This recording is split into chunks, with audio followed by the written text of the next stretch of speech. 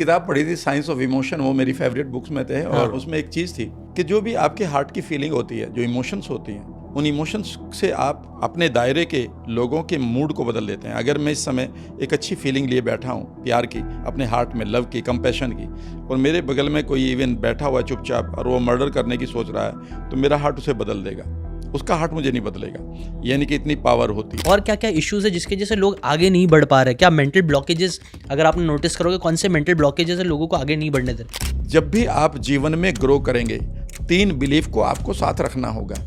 You will reach where you belong to, मेरे एक mentor कहा करते थे। उन्होंने कहा था कि जहाँ तुम पहुँचना चाहते हो वहाँ पहले मेंटली बिलोंग करो और फिर उस कम्युनिटी को फिजिकली ज्वाइन करो। तो आप यकीन नहीं करेंगे, मैंने कितनी वर्कशॉप्स को ज्वाइन किया, पैसे दिए। जरूरी नहीं कि एकदम से वहाँ से मुझे सक्सेस मिली, पर मैं उस कम्युनिटी को, पिछली कम्युनिटी को छोड़ना चाहता था। यहाँ से मुझे एस्केप पॉइंट मानना पड़ता था। कई बार मैं लोगों से अभी भी कहता हूँ, तेरे पास पैसे नहीं है, तू कंगाली में जी रहा है। मैं कहता हूँ एक काम कर, कपड़ों पे आयरन कर, जूतों पे पॉलिश कर, बढ़िया सी शेव कर और 700-800 रुपये इकट्ठे कर। उससे क्या होगा राम सर? मैंने कहा 5 स्टार होटल में जा, वहाँ पर लॉबी में बैठ 4 घंटे, पेन पेपर रख और वहाँ पर 650 रुपये की कॉफ़ी आएगी और 50 रुपये वेटर को देना। और वो कहेगा इतने में तो मैं सारे महीने में कॉफ़ी पी लूँगा। बस यही तो तेरी कंगाली है। हाँ। क्योंकि तू you do not want to change your point of view जो उस एनवायरनमेंट ने दिया।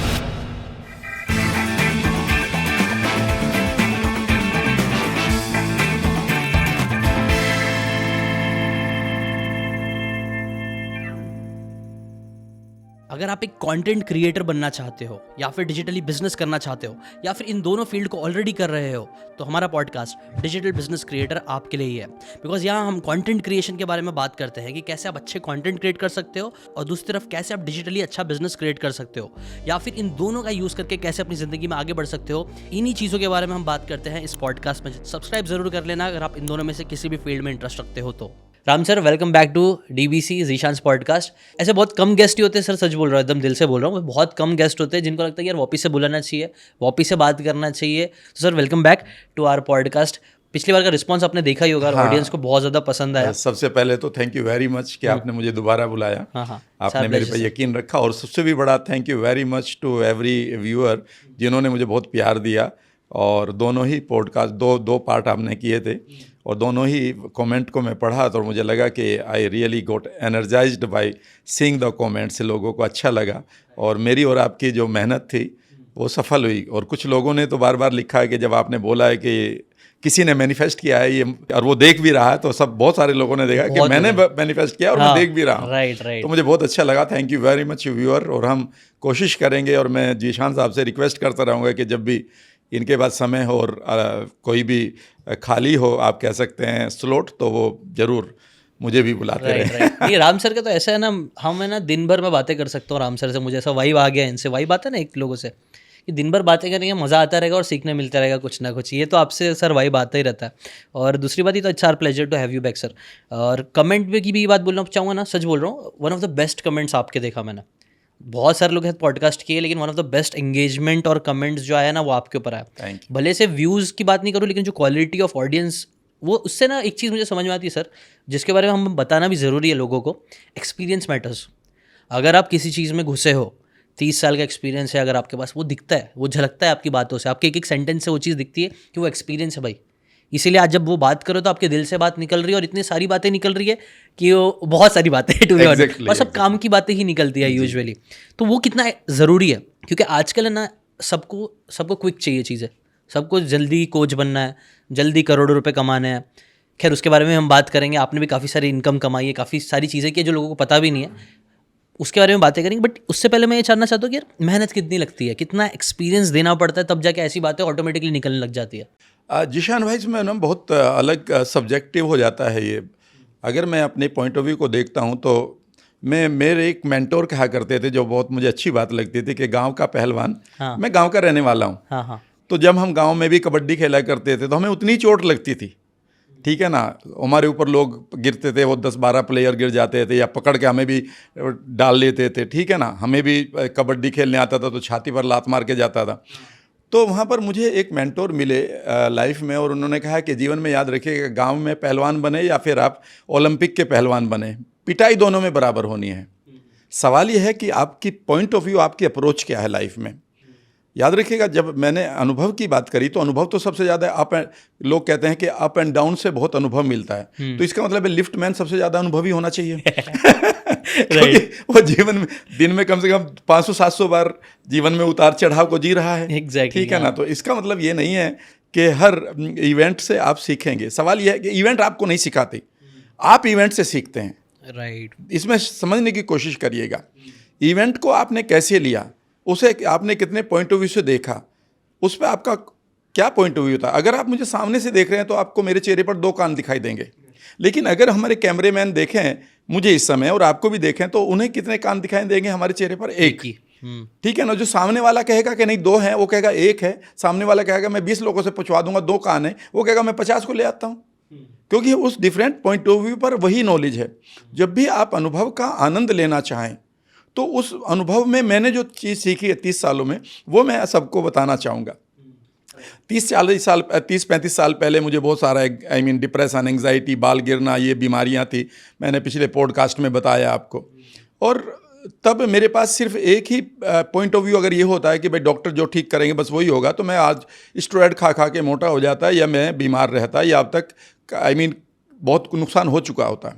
लेकिन उस समय मैंने एक चीज़ को देखा था जो शायद मुझे कहीं बचपन में मिली थी, क्योंकि मुझे कुछ लोगों ने बताया कि हमेशा एक ही चीज़ को कई एंगल से देखा करो, उससे आपके पॉइंट ऑफ व्यू बढ़ेंगे। इस एंगल से देखो, फिर इस एंगल से देखो, इस एंगल से देखो। तो किसी आदमी ने कहा कि यार ये बीमारी नहीं है, तुम्हारे माइंड में कुछ गड़बड़ है, तुम्हारे माइंड में स्ट्रेस है। मैंने कहा हाँ ये तो है। तो मुझे दूसरा पॉइंट ऑफ व्यू मिल गया कि नहीं, ये बीमारियाँ सिर्फ हमारे शरीर की नहीं है, पॉइंट ऑफ व्यू की भी हैं, यानी कि मेरी मेमोरीज़ की भी हैं। तो जैसे ही मैंने पॉइंट ऑफ व्यू को खोला तो मुझे NLP मिल गई।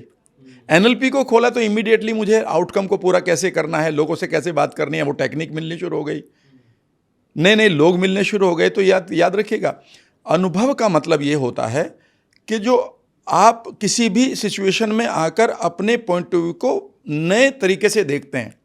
एक आदमी ने मुझे थप्पड़ मारा, ये तो एक पॉइंट ऑफ व्यू है।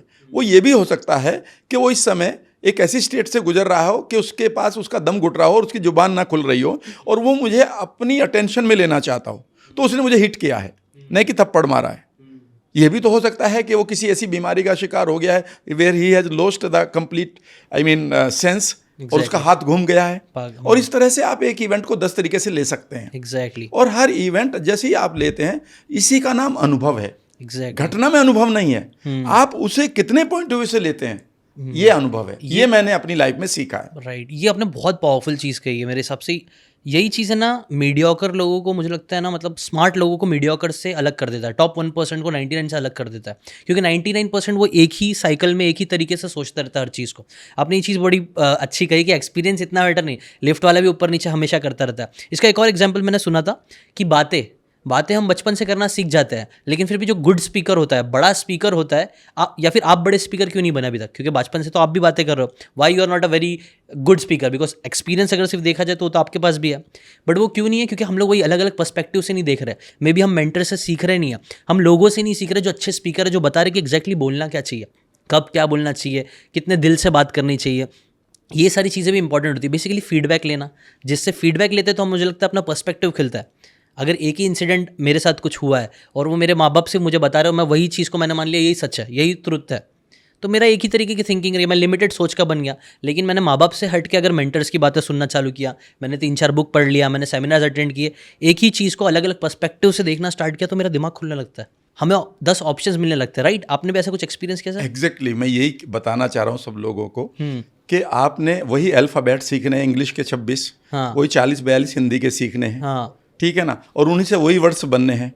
मैं आज भी अपनी वर्कशॉप देता हूँ जहाँ 250 लोग नए बैठे होते हैं हर महीने, ठीक है ना, पे करके। तो मेरे तो वही गांव की लैंग्वेज में मैं बोलता हूँ, अपने वेस्टर्न यूपी की लैंग्वेज में, और मेरे तो प्रोनाउंसिएशन में भी बहुत मैच्योरिटी अभी भी नहीं आई, मैं जानता हूँ, और मैं अपनी ऑथेंटिसिटी को जीता हूँ।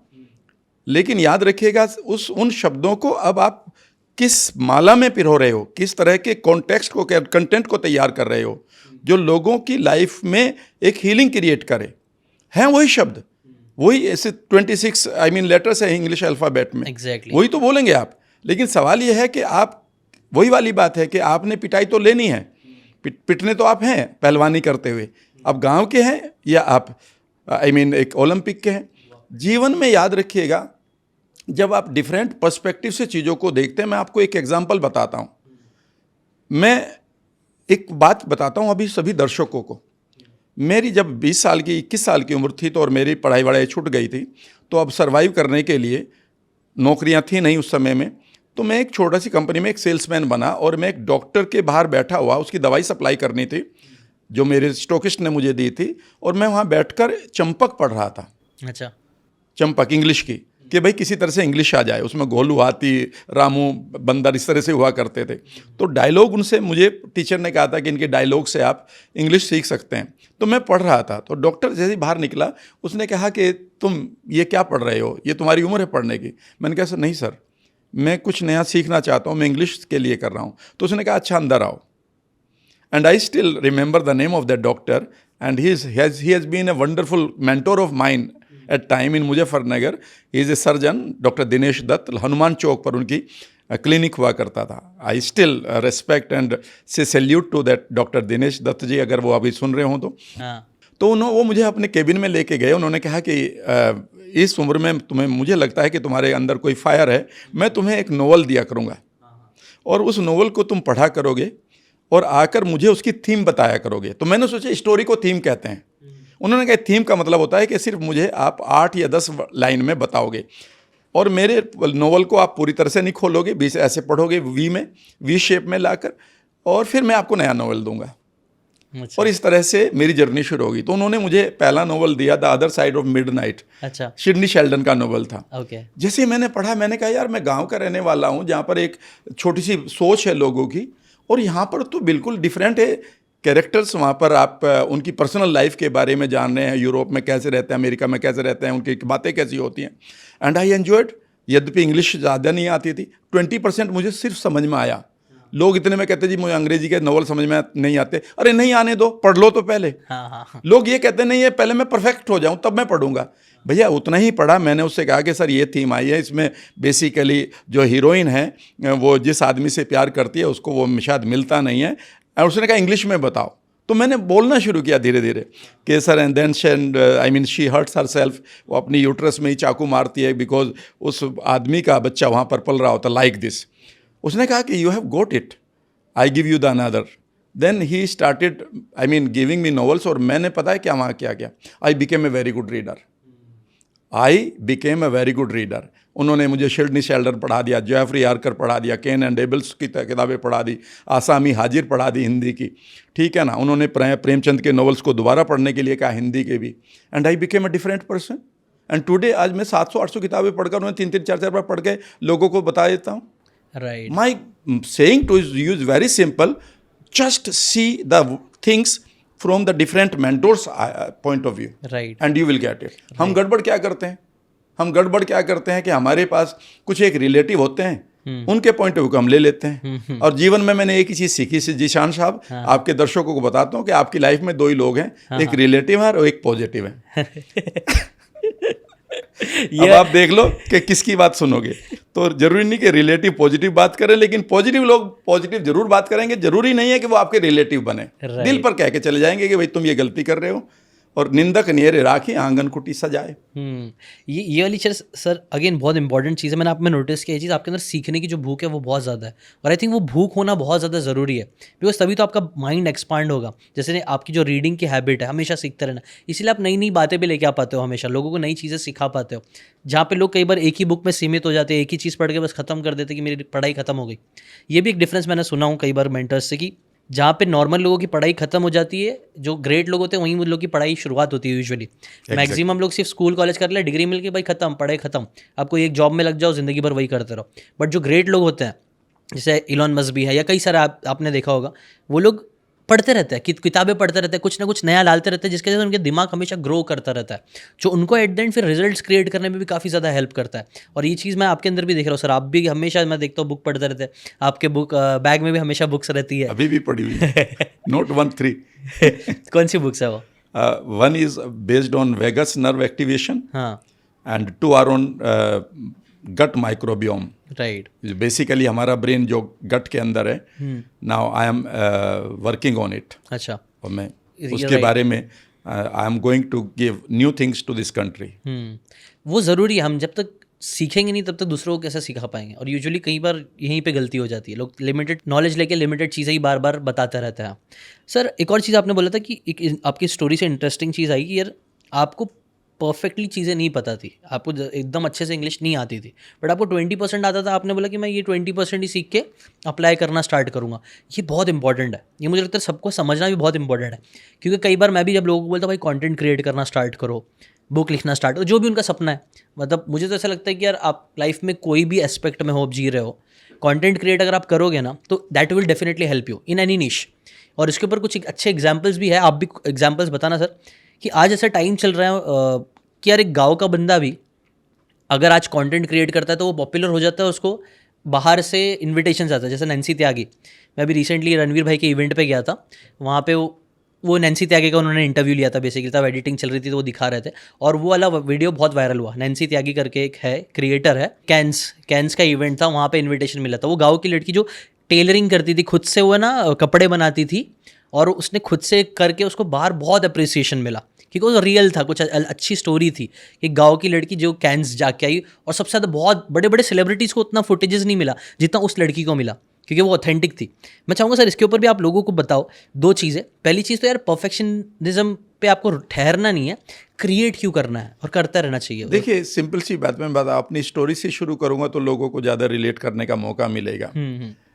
जब मैं अपनी NLP को शुरू कर रहा था तो बहुत सारे लाइफ में उतार चढ़ाव आते हैं। तो ये 2012 की बात है। I decided to go on YouTube. तो my son was preparing for some exam. तो उसने कहा कि पापा आप शुरू करो इसको, मैं यूट्यूब चैनल बना देता हूँ। पता है हमारे पास कैमरा नहीं था, अब तो आपके पास मोबाइल भी बड़े अच्छे आते हैं। 2012 की 11 की बात है। हमारे पास एक कैमरा था जिसमें क्लिक फ़ोटो होते थे, स्टिल फोटोग्राफ, लेकिन उसमें एक फैसिलिटी थी कि उसमें 12 मिनट की रिकॉर्डिंग होती थी। अच्छा। का मेरे पास ट्राईपोड भी नहीं था, तो मैंने अपने बेड के ऊपर एक स्टूल रखा, स्टूल के ऊपर दूसरा स्टूल रखा और उसके ऊपर वो कैमरा रख दिया। कैमरे के पीछे my family member, my son used to stand sometimes, और मैंने अपनी बेडरूम में ही एक वाइट बोर्ड टांगा छोटा सा, ठीक है ना, एक कोट पहना और मैंने बताना शुरू कर दिया। Can you believe what happened Zeeshan? पहली वीडियो मैंने बनाई स्टेट के ऊपर कि हमारा मूड कैसे बनता है, कैसे करता है, और मुझे इसमें ये भी था कि 10 मिनट के अंदर पूरी करनी है वीडियो। वो हमने वीडियो अपलोड कर दी। Then I got a message from Dungarpur, some city in Rajasthan. वहाँ से कहा है कि I saw your video, I liked it on NLP, and NLP was not a very big word in 2012। यद्यपि मैं पढ़ा रहा था लोगों को, या उस समय मैं बहुत सारे मेरे अपने जो क्लाइंट हुआ करते थे जिनके लिए मैं ट्रेवल करता था, उन्होंने कहा कि can you please share some details about anchoring. तो एक चैप्टर है एंकरिंग, जो पेवलोव के सिद्धांत पढ़ा जाता है कि कैसे हमारे लिए ट्रिगर बन जाते हैं चीज़ों को। मैकडोनल्ड को या बर्गर को देखो तो मुंह में पानी आ जाता है, हम देखते ही लाइक दिस। तो मैंने एंकरिंग के ऊपर मैंने कहा यार किसी ने मांगा तो बना देता हूँ। आप यकीन नहीं करेंगे, मैंने वीडियो चढ़ाई और विद इन फ्यू डेज़, अभी 2-3 दिन के बाद उसने पढ़ देखी होगी वो उस लड़के ने, और उसने कहा कि sir I want to learn NLP from you. और उस टाइम मैं किसी और प्रोजेक्ट में बिजी था। I used to go to Dehradun, Mussoorie regularly for some other work, other business was there. I said यार इन्होंने कहा है तो इनको सिखा देते हैं। तो there was a office, small office in greater Noida, Noida sector 62, Corenthum नाम की बिल्डिंग में। मैंने अपने फ्रेंड से कहा, मैंने कहा यार 2-4 लोग आएंगे, 5 दिन के लिए मुझे पढ़ाना है। नाउ सी द मैजिक, स्वप्न 2 तो सत्य 200, एक लाइन है हरिवंश राय, 2 सपने देखिए 200 सच हो जाएंगे। अचानक जैसे मैंने कहा yes I you can come and the fees would be 35,000। उसने कहा done sir. So no GST was there, और कैश वैश देना था लाइक दिस उस टाइम में। अचानक मुझे दूसरी कॉल आती है, उनका नाम है Manjot Singh ji. He must be watching this podcast because he watches my all the videos. उन्होंने एकदम से कॉल किया, sir I want to learn, और मैं आपके पीछे पड़ रहा हूँ, आज मुझे मिला है, and I am coming with 2 people now. And then I got the 2 more, and then I got 3 from Kanpur. Can you believe I got the batch of 8 people worth rupees 35,000 multiplied by, and याद रखिएगा यहाँ पर अगर मैं ये कहता YouTube से मुझे कितने पैसे आए, याद रखिएगा उस पर अभी 40 भी व्यू नहीं थे टोटल, अभी 40 व्यू नहीं थे, और मैंने 2.5 लाख रुपए उससे कमा लिए। जो कमाई की बात है, आपको ये समझना है कि ज़रूरी नहीं है कि आपके पास ज़्यादा व्यू आएंगे। सवाल यह है कि आपकी कम्युनिटी कितनी बढ़िया बिल्ट हो रही है, जिसमें आप क्वालिटी दें, जिसमें आप जो लोगों को किसी पेन को रिजॉल्व करें या उनको कुछ उनको कुछ एक लेवल पर ऊपर जाने के लिए तैयारी करें। राइट। उसके बाद आप यकीन नहीं करेंगे, मैंने धीरे धीरे इसको शुरू कर दिया, अपने जो भी कंटेंट आते थे, लेकिन मैंने उसको सभी, फिर मैं बहुत बिजी हो गया, मेरी वर्कशॉप हुआ करती थी, हर वीक में ही हुआ करती थी, तो उस पर ज़्यादा ध्यान नहीं दिया।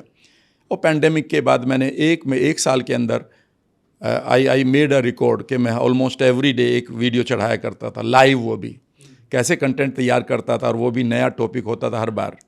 एंड फ्रॉम 1 लाख और 2 lakh of subscriber to 1 million, it went like this. मैं लोगों से यही कहता हूँ कि आप कुछ करें बड़ा। आप एक गांव के आदमी हैं, मैं आपको सब लोगों से, मैं कई बार मेरे पास जो लोग आते हैं रोते धोते हुए, सर मैं ये नहीं कर पा रहा, मैं ये नहीं कर पा रहा हूँ, मेरे से ये नहीं होता, मेरे से वो नहीं होता। मैंने कहा मैं फिर उनको एक पकाओ फूड करके एक चैनल है, उसमें एक लड़की है सर, उस लड़की के पास 12 ईंटें हैं, मैंने गिनी थी एक दिन, 12 या 14 ईंटें हैं, बस वही ईंटें हैं, और मिट्टी है और पानी है, 3 चीज़ें हैं।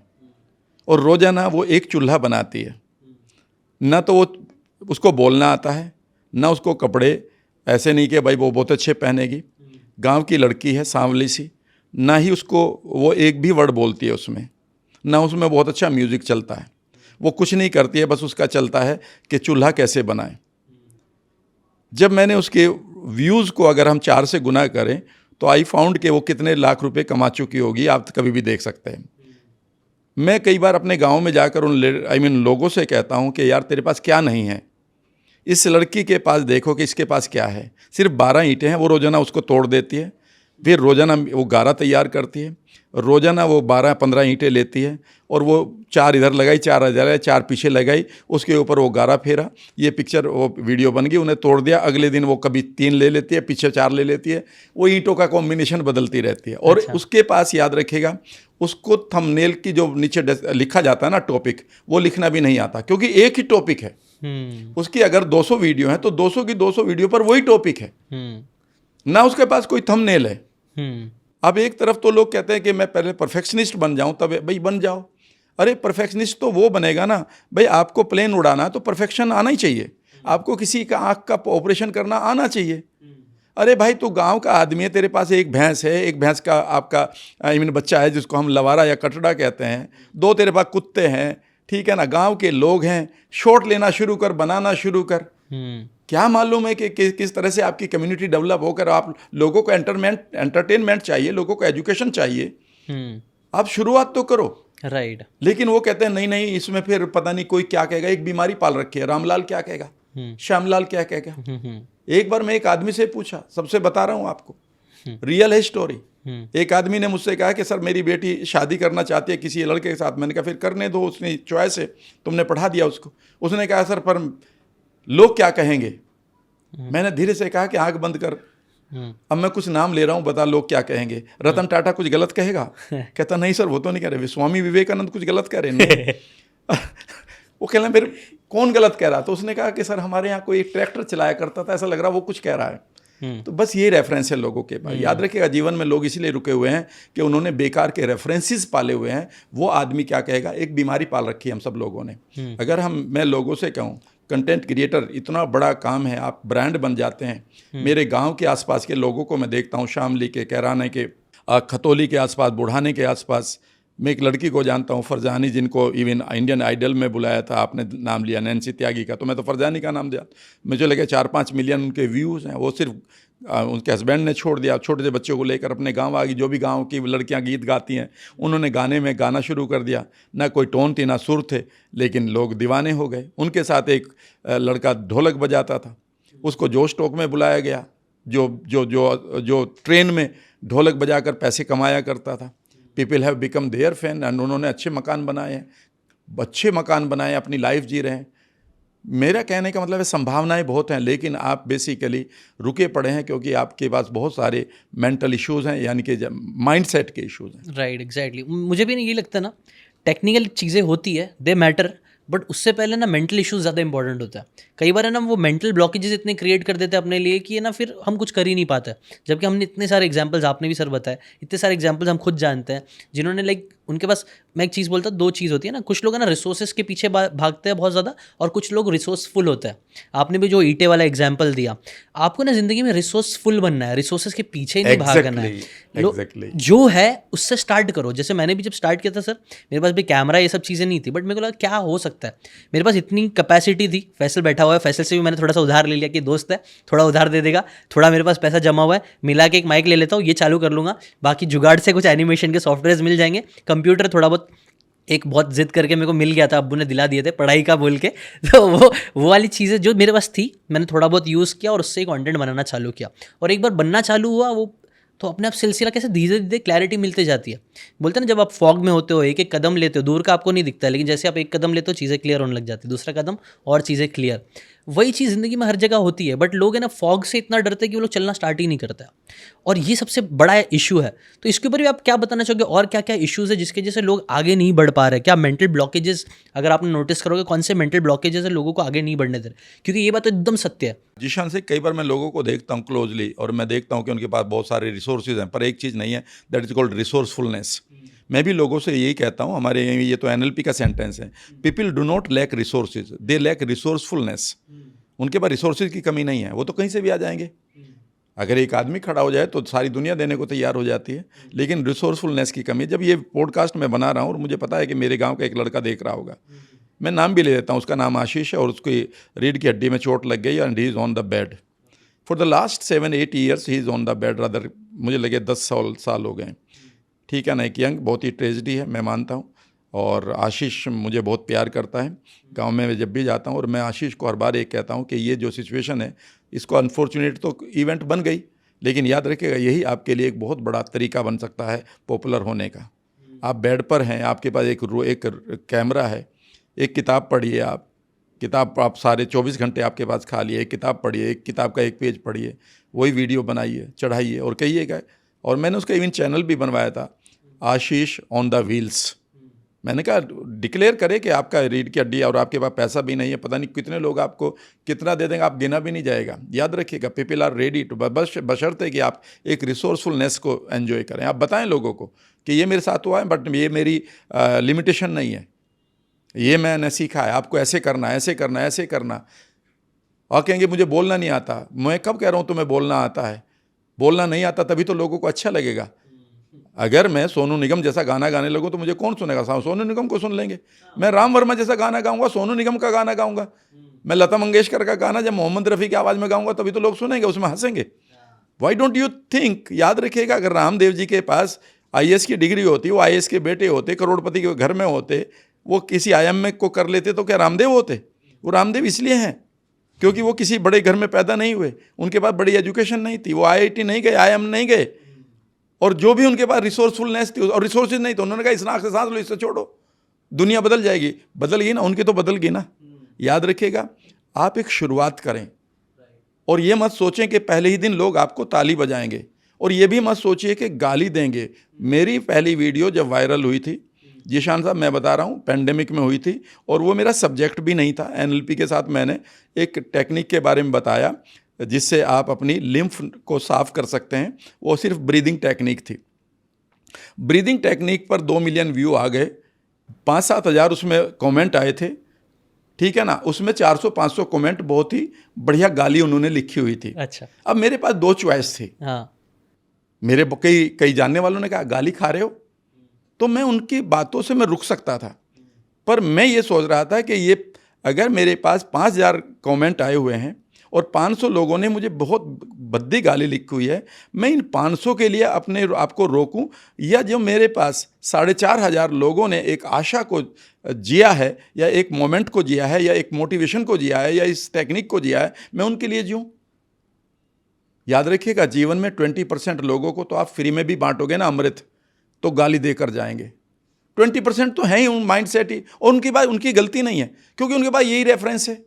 उनके पास जिस घड़े में जो होगा वही तो निकलेगा। भाई उनके पास गाली भरी पड़ी थी, थोड़ी सी मुझे भी दे दी। राइट। जब उनके पास है ही नहीं कोई बढ़िया चीज, ग्रेटिट्यूड उनके पास है नहीं, ठीक है ना, तो वो ग्रेटिट्यूड कहाँ देंगे? तो आप ऐसे लोगों से मत डरें जीवन में। राइट, ये आप एकदम सही चीज़ की सर। आप दो ही टाइप के लोग होंगे, एक आपको जो सपोर्ट करेंगे और एक आपको जो गाली देंगे। गाली देंगे उन लोगों को आप जो चाहिए वो दिखा सकते हो, बोल सकते हो, उन लोगों को बेसिकली आप अवॉइड कर सकते हो। ये इससे रिलेटेड एक चीज़ है, मैक्सिमम लोग ये ना यही डरते कि वो उन पे बहुत ज़्यादा फोकस करते हैं। वो सेकंड टाइप के लोगों पे बहुत ज़्यादा, नेगेटिव लोगों पे बहुत ज़्यादा फोकस करते थे, जबकि कई सारे लोग पॉजिटिव्स भी होते हैं।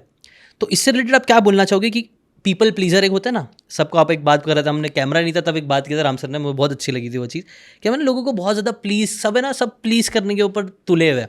और है ना, गंदी बात क्या है बताए, ये चीज़ मेरी वाइफ भी मुझे बोलती है कि हम लोग कई बार उनको प्लीज़ करने की कोशिश कर रहे हैं जो मैटर ही नहीं करते हैं। एग्जैक्टली। जबकि जो मैटर करते हैं, जो बहुत सारे मैक्सिमम पॉजिटिव लोग हैं, हम उन पे ध्यान नहीं देते, हम उन कुछ लोगों पे ध्यान दे रहे जो नेगेटिव कमेंट दे रहे और उससे अपने आप को डिमोटिवेट कर रहे हैं, उनकी वजह से शायद क्रिएट भी नहीं कर रहे।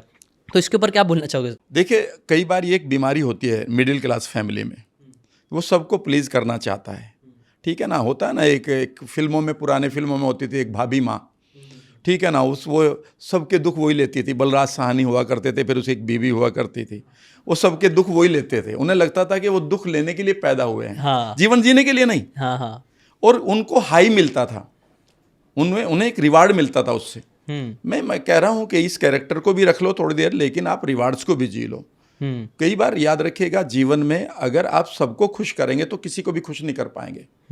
अगर आप सबको साथ लेकर चलेंगे तो आप सबसे पीछे जो आदमी चल रहा है उसकी चाल चलनी पड़ेगी, फिर सबको साथ तो लेके नहीं चल सकते भैया। तो आपको चाल बदलनी पड़ेगी। अगर आप सबसे आगे वाले के साथ चलेंगे तो पिछले वाला छूटेगा। आप कह रहे हैं नहीं, मैं उसको भी खुश करना, तो फिर अगले वाले छूटेंगे, कोई ना कोई छूटेगा सर। पहली बात यह है कि जीवन में मुझे मेरे मेंटोर ने बताया है कि 20% लोग को आप अमृत बांटना शुरू करो। अगर वो अमृत भी ले लें तो नहीं होगा। मैं आपको एक रियल कहानी बताता हूँ। हमने एक वर्कशॉप करी, फ्री में वर्कशॉप, और वो वर्कशॉप किसी टेक्निकल कारण के वजह से आगे नहीं हो पा रही थी, और मैंने और मेरे ऑर्गेनाइज़र ने ये तय किया कि भाई हम इसकी कोई कॉस्ट नहीं रखते, लेकिन हमने खाने का 100 लोगों का होटल को दे रखा था पैसा। तो हमने कहा कि भाई इस वर्कशॉप में 3000 लोग बैठे हैं टोटल, हम ये कहेंगे कि ये एक दिन की वर्कशॉप है हमारी और ये फ्री ऑफ कॉस्ट है 100 लोगों के लिए।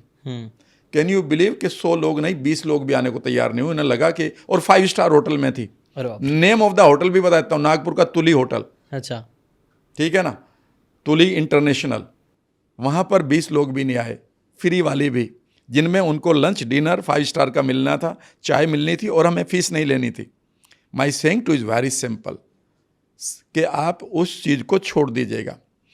जब भी आप जीवन में ग्रो करेंगे, 3 बिलीफ को आपको साथ रखना होगा। पहली बार जब भी आप अपने बिलीफ को, अपने गोल को, अपने काम को शुरू करेंगे, पहली चीज़ है लोग आपकी मजाक उड़ाएंगे, और उनमें से 90% वही उड़ाएंगे जो अभी आपके साथ थे। क्योंकि जिन लोगों के साथ मैंने कंचे खेले हैं, कबड्डी खेली है, गांव में गुल्ली डंडा खेला है, ताश खेले हैं, ठीक है ना, जिनके लिए मैं राम वर्मा नहीं रामू रहा हूं, जब मैं उनके उस कोकस को, तो उस जगह से मैं एस्केप करूंगा, तो वो क्या करेंगे, मजाक बनेगी। ठीक है ना, याद रखिएगा, यहीं पर 99% लोग थक जाते हैं, हार जाते हैं, बुरा मानने लगते हैं, क्योंकि they do not want to be mocked. अगर जब आप पहला कदम चला रहे हैं अपनी सक्सेस के लिए और लोग आपको मजाक बना रहे हैं, समझ लीजिए आप सही रास्ते पर हैं, मैं सिग्नेचर करके दे सकता हूं। जब आप इससे आगे चलते हैं तो now the same people will create a opposition violently. आप वो वायलेंटली अपोज करेंगे, वो आपकी बुराई करेंगे, वो आपके यहाँ रास्ते में रोड़ा अड़ाएंगे, वो सिचुएशन ऐसी क्रिएट करेंगे कि आप ये काम ना करो। कई बार बहुत क्लोज होंगे आपकी फैमिली के मेंबर, ऐसा लगेगा कि लोग आपकी लेग पुलिंग कर रहे हैं, यानी कि वो वायलेंट हो चुके हैं बाय देयर एप्टीट्यूड। याद रखिएगा, अगर ऐसा आपकी लाइफ में हो रहा है फ्रेंड्स, यू आर लक्की, आप सही रास्ते पर हैं। और उसके बाद भी आप चलते रहें, क्योंकि आपके अंदर एक कन्विक्शन है, आपके अंदर एक जज्बा है, आपके अंदर एक पर्पज़ है, आपकी आइडेंटिटी कह रही है इस काम को करना, और आपकी वैल्यूज़ आपको अलाउ कर रही हैं करने के लिए। याद रखिएगा, जैसे ही अब आप चलना शुरू करेंगे, ये दोनों के दोनों लोग जिन्होंने वायलेंटली अपोज किया था और आपकी मजाक उड़ाई थी, they will become your follower now. ये तरीका है सिंपल। राइट। तो पहली बार में आप किन लोगों की मजाक नहीं बने, इनसे बचोगे तो कुछ नहीं कर पाओगे। वायलेंटली लोग आपको अपोज करेंगे, यही वो चीज़ है जब आपके पंख मजबूत हो रहे हैं। ये इसीलिए ना एनवायरनमेंट बहुत ज़्यादा इंपॉर्टेंट भी होता है। कुछ लोग होते हैं जो मुझे लगता है वो एनवायरनमेंट से निकल पाते हैं। अगर इसका कुछ ऐसा मेरे दिमाग में ऐसा विजुअल्स बन रहे हैं कि ना, एक अगर हम एक ऑर्गेनाइजेशन है, मतलब एक पूरा कम्युनिटी एक हिस्सा है, तो वो कम्युनिटी से अगर एक हिस्सा निकलने की कोशिश करे तो कहीं ना कहीं वो फोर्स लगेगा ही उसको निकलने के लिए, और वो फोर्स निकल के हम कहीं और पहुंच पाएंगे। समझ रहा हूँ मैं क्या बोलने की कोशिश बिल्कुल मैं समझ रहा हूँ। इसके लिए मैं बताने भी चाहूँगा। हाँ हाँ। याद रखिएगा, जहाँ पर आप होते हैं वो जो एनवायरनमेंट होता है हम्म। वो याद रखिएगा आपको इस तरह से ट्रेंड कर लेता है कि you become their part only, part, हाँ, तो हम निकल और वहाँ वहीं से आपको अप्रिशिएशन मिलती है। हाँ। तुम ये काम करोगे तो अच्छे बच्चे रहोगे, ये करोगे तो। याद रखिएगा, जब भी आप आगे बढ़ें आपको नई कम्युनिटी को बिलोंग करना आना चाहिए। You will reach where you belong to, मेरे एक मेंटोर कहा करते थे। उन्होंने कहा था कि जहाँ तुम पहुँचना चाहते हो वहाँ पहले मेंटली बिलोंग करो और फिर उस कम्युनिटी को फिजिकली ज्वाइन करो। तो आप यकीन नहीं करेंगे मैंने कितनी वर्कशॉप्स को ज्वाइन किया, पैसे दिए। जरूरी नहीं कि एकदम से वहाँ से मुझे सक्सेस मिली, पर मैं उस कम्युनिटी को, पिछली कम्युनिटी को छोड़ना चाहता था। यहाँ से मुझे एस्केप पॉइंट मानना पड़ता था। कई बार मैं लोगों से अभी भी कहता हूँ, तेरे पास पैसे नहीं है, तू कंगाली में जी रहा है। मैं कहता हूँ एक काम कर, कपड़ों पे आयरन कर, जूतों पे पॉलिश कर, बढ़िया सी शेव कर और 700-800 रुपये इकट्ठे कर। उससे क्या होगा राम सर? मैंने कहा 5 स्टार होटल में जा, वहाँ पर लॉबी में बैठ 4 घंटे, पेन पेपर रख और वहाँ पर 650 रुपये की कॉफ़ी आएगी और 50 रुपये वेटर को देना। और वो कहेगा इतने में तो मैं सारे महीने में कॉफ़ी पी लूँगा। बस यही तो तेरी कंगाली है। क्योंकि तू you do not want to change your point of view जो उस एनवायरनमेंट ने दिया है। आज हमारे अगर आप एक अच्छे क्रिएटर बनना चाहते हैं, अगर आप एक सक्सेसफुल ब्रांड अपने आप को क्रिएट करना चाहते हैं, इमीडिएटली आप जहाँ पर रह रहे हैं उस जगह को आपको अटैच रहना है, लेकिन डिटैचमेंट के साथ रहना है कि मैं इस जगह को छोड़ूंगा। ये मेरा जंपिंग पैड है। मेरा गांव वो जंपिंग पैड था। मैं गांव से अपने डिस्ट्रिक्ट में आया, वो मेरा जंपिंग पैड था। मैं वहाँ से मैं दूसरे सिटी में आया, मेरठ में, वो मेरा जंपिंग पैड था। फिर मेरठ से मैंने छलांग मारी, मैं दिल्ली में आया, वो मेरा जंपिंग पैड था जहाँ पर मेरी इनकम आप इसे समझिए कुछ 1000 से लाखों में पहुँच गई। मैं उसके बाद बताऊँ, उसके बाद मैंने दिल्ली से जंप मारा और मैं 4 साल तक सिर्फ जुहू पर रहा हूँ। जुहू पर मेरी टीम ने मुझे सपोर्ट किया। उन्होंने 50,000 रुपये 60,000 रुपये मेरे उस जगह के दिए पर मंथ कि आप रहिए यहाँ पर। लेकिन वहाँ से मुझे एक जंप मिला। अब इसी जंप को लेने के लिए मैं कई बार, सिर्फ लोग कहते हैं कि यार 3 बार तुम दुबई चले जाते हो, क्यों जाते हो? क्या तुम वहाँ चीज़ों को देखते हो? नहीं, कुछ नहीं देखता हूँ। बस मैं उस पार्ट को जीना चाहता हूँ, उस एनवायरनमेंट को जीना चाहता हूँ। मैं लोगों से यही कहता हूँ कि जहाँ लाइक माइंडेड लोगों की वर्कशॉप चल रही है, 2 दिन की, 3 दिन की, 4 दिन की, लो पैसा इसके लिए उधार बेचो अपना जो भी आपके पास है। आपकी कार बहुत दूर तक आपको नहीं ले जाएगी, लेकिन ये एनवायरनमेंट जो आपको 2 दिन का मिलेगा, 3 दिन का मिलेगा लाइक माइंडेड लोगों के साथ रहकर, ये तुम्हें बहुत दूर तक लेकर जाएगा। राइट। इसके ऊपर एक बहुत अच्छा एग्जाम्पल भी सर मेरे दिमाग में है। यूएसए का शार्क टैंक है, उनमें रॉबर्ट नाम के एक बंदा है, उनका सरनेम मेरे को नहीं याद है, बट वो जब 22 साल के थे ना, तो ही वॉज वेरी कन्फ्यूज। उनको समझ में नहीं आ रहा था कि ज़िंदगी में करना क्या है। तो वो और उनके दोस्त लोग मिलके, मतलब अरे कुछ तो करते, तो उन्हें क्या ना सेमिनार के बारे में मालूम पड़ा कि ये सेमिनार में जाना है। अब वो 5-6 दोस्त थे, बट सेमिनार की जो फीस थी वो $300 थी। और ये मैं बता रहा हूँ आपको, बात अराउंड 1980s की थी। तो वो टाइम पे $300 तो बहुत ज़्यादा थे। तो क्या हुआ, रॉबर्ट जो थे ना वो गरीब ही थे, बट उन्होंने कैसे करके वो $300 जोड़े उन्होंने, और he was the only person who went to the seminar. बाकी सारे दोस्त नहीं जा पाए, नहीं गए, नहीं, वो लोग इतना पैसा खाई कहाँ। बट आज देखो, आप अगर देखोगे स्टोरी, आज वो रॉबर्ट जो है वो $300 मिलियन के एम्पायर के बादशाह है। बाकी उनके दोस्तों को कोई जानता भी नहीं है। ये उन्होंने एक इंटरव्यू में बात बताई थी जो मुझे कितनी पावरफुल लगी। और मैंने खुद देखा ना सर, मैं कई बार जब ऐसे इवेंट्स होते रहते हैं, मैं भी जाता हूँ, वहाँ पे हम जाते एक अलग ही एटमॉस्फियर होता है, एक अलग ही एनर्जी रहती है। कई सारे लोग आते हैं, मुझसे मिलते हैं, और वो इवेंट पे जब बातें भी होती हैं ना, उनको लगता है कि सब हो जाएगा। उनका एक एटीट्यूड होता है ना, एक विनर्स एटीट्यूड होता है कि सर ये हो जाएगा, ये कर लूँगा, वो कर लूँगा, ये कर लूँगा। वो पॉजिटिविटी आ जाती है। बट फिर क्या प्रॉब्लम होती है, वो लोग वापस से वही नेगेटिव एनवायरनमेंट में नेगेटिव लोगों के साथ रहते हैं, तो उनका वो वापस से डाउन हो जाता है कई बार, जिसके वजह से लोग कई बार कर नहीं पाते। तो ये चीज़ आपने भी नोटिस करी कि जब हम पॉजिटिव और इंटरेस्टिंग इंस्पायरिंग लोगों के साथ समय बिताते हैं, even if we share the space, तो एक पॉजिटिविटी आने लगती है, एक अच्छापन आता है। जो जैसा कि मैंने भी सीखा हूँ, एवरीथिंग इज अबाउट एनर्जी।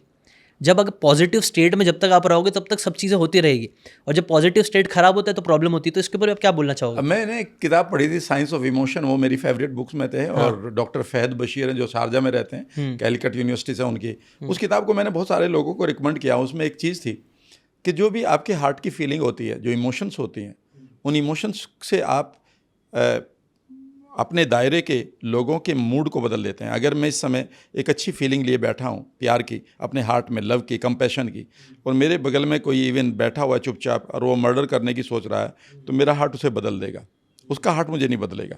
यानी कि इतनी पावर होती है। याद रखिएगा, जब भी आप किसी भी वर्कशॉप में जाते हैं तो वहाँ के जो अनुभव होते हैं वो आपको नहीं पता कौन सा न्यूरॉन किस चीज़ को रिजोल्व कर ले, कौन सा इशू था आपका वो रिजोल्व हो जाए, कौन सा आपका लिमिटिंग बिलीफ है जो अपने पेरेंट्स से लिया है, अपने गांव से लिया, अपनी अपनी सोसाइटी से लिया है, वो रिजोल्व हो जाए। मैं आपको एक छोटा सा एग्जांपल देता हूँ। 2007 की बात है। मुझे पता चला कि एक बहुत बड़े राइटर हैं NLP के, और वो आ रहे हैं इंडिया में, और वो he is coming for only for 7 days and his fees was 1,75,000 rupees 7 दिन की। I think it's quite much big, ठीक है ना। और ये हयात दिल्ली में था, और मैंने भी उसमें रजिस्टर करा लिया, ठीक है ना। और रजिस्टर करने के बाद 7 दिन के अंदर ही मैंने उनसे कहा कि सर आप तो you are not the person who has written this book because I know NLP about it. I mean I've been teaching it. हाँ, तो मैंने उनको कह दिया कि भाई सर कुछ गड़बड़ है यहाँ पर। हाँ, हाँ, एनीवे वो तो मैंने बहुत ही जेंटलमैन वे में कहा था, पर मैं अपने गांव का रहने वाला हूँ तो मैं ऑथेंटिक कह देता हूँ। हाँ, सही है। लेकिन मैं एक बात बताऊँ जीशान साहब, हाँ, उन 7 दिनों में मुझे वहाँ से कुछ सीखने को नहीं मिला, लेकिन मैंने वहाँ से एक बहुत बड़ी चीज़ सीखी जिसने मुझे अपने फील्ड में यूनिक बना दिया। Do you know what? मुझे ये पता चल गया कि भाई साहब मैं इससे ज़्यादा जानता हूँ जो वर्ल्ड पॉपुलर है। हाँ, समझ गए? ये रेफरेंस ने मेरे अंदर के कन्विक्शन को कंप्लीट बदल दिया।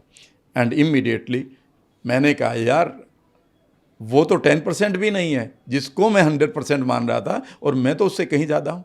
याद रखिएगा, यू गेट न्यू पर्सपेक्टिव।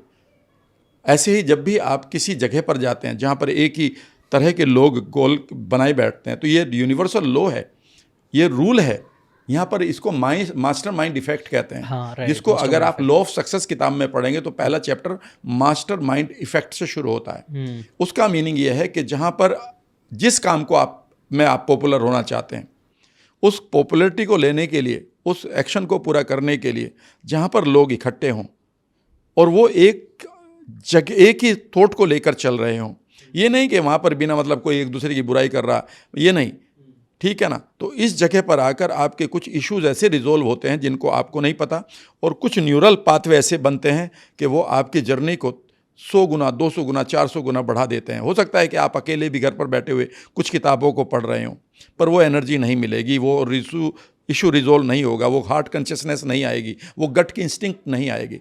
इसलिए ज़रूरी है कि अगर आप सक्सेसफुल बनना चाहते हैं, आप एक क्रिएटर बनना चाहते हैं, जाइए उन जगह पर जहाँ पर क्रिएटर्स की कोई समिट हो। अगर आप एक अच्छे ऑथर बनना चाहते हैं, जाइए उस जगह पर जहाँ ऑथर्स की समिट हो रही हो, सुनिए उनकी बात। अगर आप एक अच्छे मीडिया पर्सन बनना चाहते हैं, पत्रकार बनना चाहते हैं, जहाँ पर जाइए उन लोगों को जहाँ पर मीडिया की बातें और वो गहरी चीज़ें चल रही हों। याद रखिएगा, वो आप कहेंगे वो तो मैं बाहर से भी देख लूँगा, देख लोगे, लेकिन वो एनर्जी वहाँ से नहीं आएगी। जब वो आदमी कई बार आपको टच कर देगा आपका मेंटोर, और आपने कहा कि सर मुझसे नहीं होगा, आओ गले लगो, और एक टप से कर दिया, आप कर लोगे जाओ, और ये कर लोगे जाओ भाई, ये एंकर बन गया ज़िंदगी भर के लिए। एंड इसकी कोई वैल्यू नहीं चुका सकता। ये चीज़ हर एक ऑर्डिनरी आदमी को समझनी चाहिए कि एक्स्ट्रा ऑर्डिनरी बनने के लिए एक्स्ट्रा ऑर्डिनरी लोगों के एनवायरनमेंट में जाना जरूरी है। ये सर बहुत इंपॉर्टेंट चीज़ है। कई बार ना ऐसा लोगों को लगता है हमें ज़िंदगी बदलने के लिए ना बहुत बड़ी बहुत सारी बातें चाहिए। मुझे लगता है ज़रूरी नहीं है। आपको एक छोटी सी बात 1 सेकंड में भी समझ में आ सकती है, कई बार वो एनवायरनमेंट पे, वो जगहों पे। जैसे कि आपने बोला ना कि वो एक बार अगर एक बंदा ज़िंदगी पर शायद उसने बिलीव बना के रखा है मुझसे नहीं हो पाएगा, लेकिन शायद से हम मिले, कोई एक बंदा मिला हो, कोई एक मेंटर जिसे वो अच्छे एक रिस्पेक्टफुल निगाह से देखता है, उस बंदे ने उसको देखा और उसको बोल दिया कि तू पक्का कर लेगा कुछ, और उधर उसने वो बिलीव बना लिया कि मैं कर लूँगा, और वो कर भी लेगा। ये चीज़ मैंने जी है, ये चीज़ मैंने भी जी है। हाँ, एग्जैक्टली जो कहती हूँ। मैं रात ही बता रहा था किसी को इंदौर में, हाँ, रात बता रहा था, उन्होंने कहा कि राम सर आपकी जर्नी में ऐसे क्या पड़ाव रहे हैं जो बहुत टच किया है। तो मैंने कहा कि 12th में मैं बहुत अच्छा स्टूडेंट था। कई बार मैं पहले से ही ठीक ठाक रहा था, लेकिन कभी माइग्रेन, तो कभी पेप्टिक अल्सर, तो कभी स्ट्रेस, इनकी वजह से मेरी पढ़ाई गड़बड़ रही। लेकिन 12th में मैं बहुत अच्छी मार्क्स से पास हुआ, और यूपी बोर्ड में आप समझिए कि 90% के करीब अगर आप आ रहे हैं मैथमेटिक्स में, और उस समय मुझे एक लेटर मिला था, जो सुपर 30 का एक बैच हुआ करता था, not in Patna, in Muzaffarnagar. Mister Roy पढ़ाया करते थे लेट कर, उन्होंने कहा कि आपका रुड़की में सिलेक्शन हो जाएगा। एनीवे, तो एक बार की बात है कि मैं जब छोटा सा सेल्समैन का जॉब कर रहा था, तो वो टीचर मुझे मिले जो मेरे मैथमेटिक्स के टीचर थे, और उनका नाम भी SK रस्तोगी जी, बहुत प्यारे से टीचर थे। और उन्होंने कहा मुझे मिलकर, अरे यार तुमसे तो बड़ी उम्मीदें थी, ऐसा लगता था कि तुम कुछ बड़ा करोगे। आप यकीन नहीं करेंगे कि वो उस पल का जो बिलीफ था उनका मेरे ऊपर, जो गाइड मूवी में है ना, कि सवाल ये नहीं कि बादल आएंगे नहीं आएंगे, सवाल ये भी नहीं है कि बारिश होगी नहीं होगी, सवाल ये है कि गांव वालों ने जो मेरे ऊपर भरोसा किया है कि मैं ये बारिश करवाऊंगा, मैं उससे पूरा करूंगा नहीं करूंगा। जब उस टीचर ने जब मेरे हाथ में एक बैग देखा जो सेल्समैन का बैग था, और उन्होंने कहा कि तुम क्या कर रहे हो, और उन्होंने कहा कि यार तुमसे तो बड़ी उम्मीदें थी, पता नहीं तुम्हें कोई मेंटोरिंग नहीं मिली या तुम गाइड नहीं हो पाए या क्या प्रॉब्लम है, लेकिन तुमसे उम्मीदें बहुत थी। तो मैंने एक ही वर्ड बोला था कि सर फिर इस उम्मीद को मैं पूरा करूंगा, क्योंकि रेस अभी ख़त्म नहीं हुई, अभी मैं रेस में हूँ। मैंने एक एक मोमेंट को इसीलिए याद रखिएगा कि जो मैं NLP लगाता हूँ लोगों की, और कई बार वो कहते हैं कि सर मुझे यही बीमारी है, मुझे स्ट्रेस है, मुझे एंग्जाइटी है, मुझे ऑटो इम्यून है, मुझे साइकोसोमेटिक डिजीज़ है, और मैं धीरे से उसको कुछ बिलीफ देकर उसको गले लगाकर हल्का सा टच कर देता हूँ, अब ठीक हो जाओगे, कल देख लेना। माइंड को मैंने कह दिया कि कल ठीक कर देगा। और कई बार लोग कहते हैं सर मैं तो बिल्कुल ठीक हो गया हूँ। याद रखिएगा, उस समय की जो एनर्जी है, उस समय का जो एनवायरनमेंट है आपके माइंड का, उस समय की जो आपकी कन्विक्शन है, या उस समय का जो बिलीफ सिस्टम है, वो बिल्ड हो जाए तो हो जाएगा। अगर मैं किसी को भी कह दूं कैमरा पकड़ कर, देखो इतना काम हो गया ना, ये बना लो, हो गया ना इतना ही, तो अगर आपने 30 सेकंड की शूट कर ली तो अब अगले 30 की भी तो हो जाएगी, और 30 के आपको 10 ही तो शूट मारने, 3 मिनट की वीडियो बन गई, 5 मिनट की वीडियो बन गई ना, तो हो गया काम, इतना ही तो है। याद रखिएगा, जीवन में मैं एक कहानी सुनाया करता हूँ, जीशान साहब अगर आपको अच्छा लगे तो सुनिएगा। ये कहानी बहुत इंपॉर्टेंट है और ये मेरी बहुत पॉपुलर भी हुई है। अमरपाल समरपाल 2 कैरेक्टर थे मेरी लाइफ में, और वो लाइफ में भी कैसे आए कि किसी ने मुझे बताया कि सर हमारे गांव में एक 2 अमरपाल और समरपाल 2 कैरेक्टर हैं। समरपाल और अमरपाल की खास बात ये थी, और ये करीब 25 से 30 साल पहली कहानी है, जब मैं एक छोटी सी कोचिंग चलाया करता था। तो एक गांव में मुझे जाने का मौका मिला, और लोगों ने कहा सर समरपाल से मिलवाएंगे और अमरपाल से मिलवाएंगे। तो अमरपाल बेसिकली इंग्लिश में MA कर रहे थे, पर वो कभी MA इंग्लिश में नहीं बोलते थे, अच्छा, हिंदी में बोलते थे, क्योंकि वो ये मानते थे कि मुझे परफेक्शन में आऊँगा तभी बोलूँगा। और समरपाल को कभी अंग्रेजी नहीं आती थी, ना उसने अंग्रेजी से पढ़ी थी, पर वो हमेशा इंग्लिश में बोलते थे। प्रॉब्लम समरपाल के पास ये थी कि अंग्रेजी में किसके साथ बोले, तो उसको पता था कि अमरपाल भैया हैं वही बोलेंगे। अमरपाल MA के स्टूडेंट थे और वो 8वीं 9वीं का स्टूडेंट था। अमरपाल बचता था समरपाल से कि यार ये अंग्रेजी में बात करेगा। अच्छा, गांव में कोई मुंडन हो, कोई शादी हो, कोई ब्याह हो, कोई और दावत हो, तो वहाँ पर समरपाल जाया करता था। ये इंतज़ार करता था कि अमरपाल भैया भी आएंगे, पर अमरपाल वहाँ जाते नहीं थे, क्योंकि समरपाल उसमें अंग्रेजी में बात करेगा, और समरपाल को अंग्रेजी गलत आती थी। ठीक है ना। तो मैं जगह बैठा हुआ था, तो अचानक एक उसने कहा कि सर समरपाल तो ये रहा। उसने कहा समरपाल यहाँ आओ। तो उसने आते ही उसी तरह से गुड मॉर्निंग। अब सर्वर कुछ नहीं आ रहा उसको, और उसके साथ एक छोटा सा बच्चा भी था।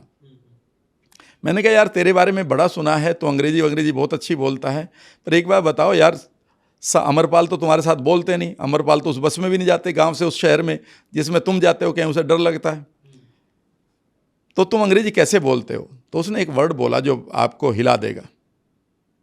उसने कहा कि सर बड़ा आसान है। तो वहाँ से कुछ भैंसें जा रही थी, हमारे गांव में भैंसें तालाब में ले जाते हैं दोपहर में, ताकि वो पानी में बैठ जाएं, थोड़ा अपने आप को कूल डाउन कर लें। तो भैंसें तालाब में जा रही थी, और तालाब को भी झोड़ कहते हैं हमारे यहाँ। तो उसने कहा सर ये भैंसें झोड़ में जा रही हैं, इनको इतना ही तो कहना है, भैंसें गोइंग टू झोड़, भैंसें गोइंग टू झोड़। तो जो छोटा सा बच्चा था उसने कहा कि भैया सुनो, तालाब को पौंड कहते हैं। समरपाल ने कहा सर ये है मैजिक, मैंने अंग्रेजी में तालाब बोल दिया, झोड़ बोल दिया, पर इस बच्चे ने मुझे पौंड बोल दिया। शाम तक इन भैंसों की अंग्रेजी भी कोई बता देगा, और कल तक इसकी ग्रामर भी कोई ठीक कर देगा। सवाल तो यह है कि मैंने पहला स्टेप लिया नहीं लिया। इस कहानी को फास्ट फॉरवर्ड करता हूँ। उस कहानी के जो फ्रेंड था उसने मुझे बताया 20 साल बाद कि समरपाल मल्टीनेशनल कंपनी में पूरे वर्ल्ड को घूमता है और अमरपाल एमए इंग्लिश करके भी अपने गांव में ही है। याद रखिएगा, आप कितनी नॉलेज रखते हैं ये यूज़लेस है जब तक कि आपके पास दीवानगी नहीं है।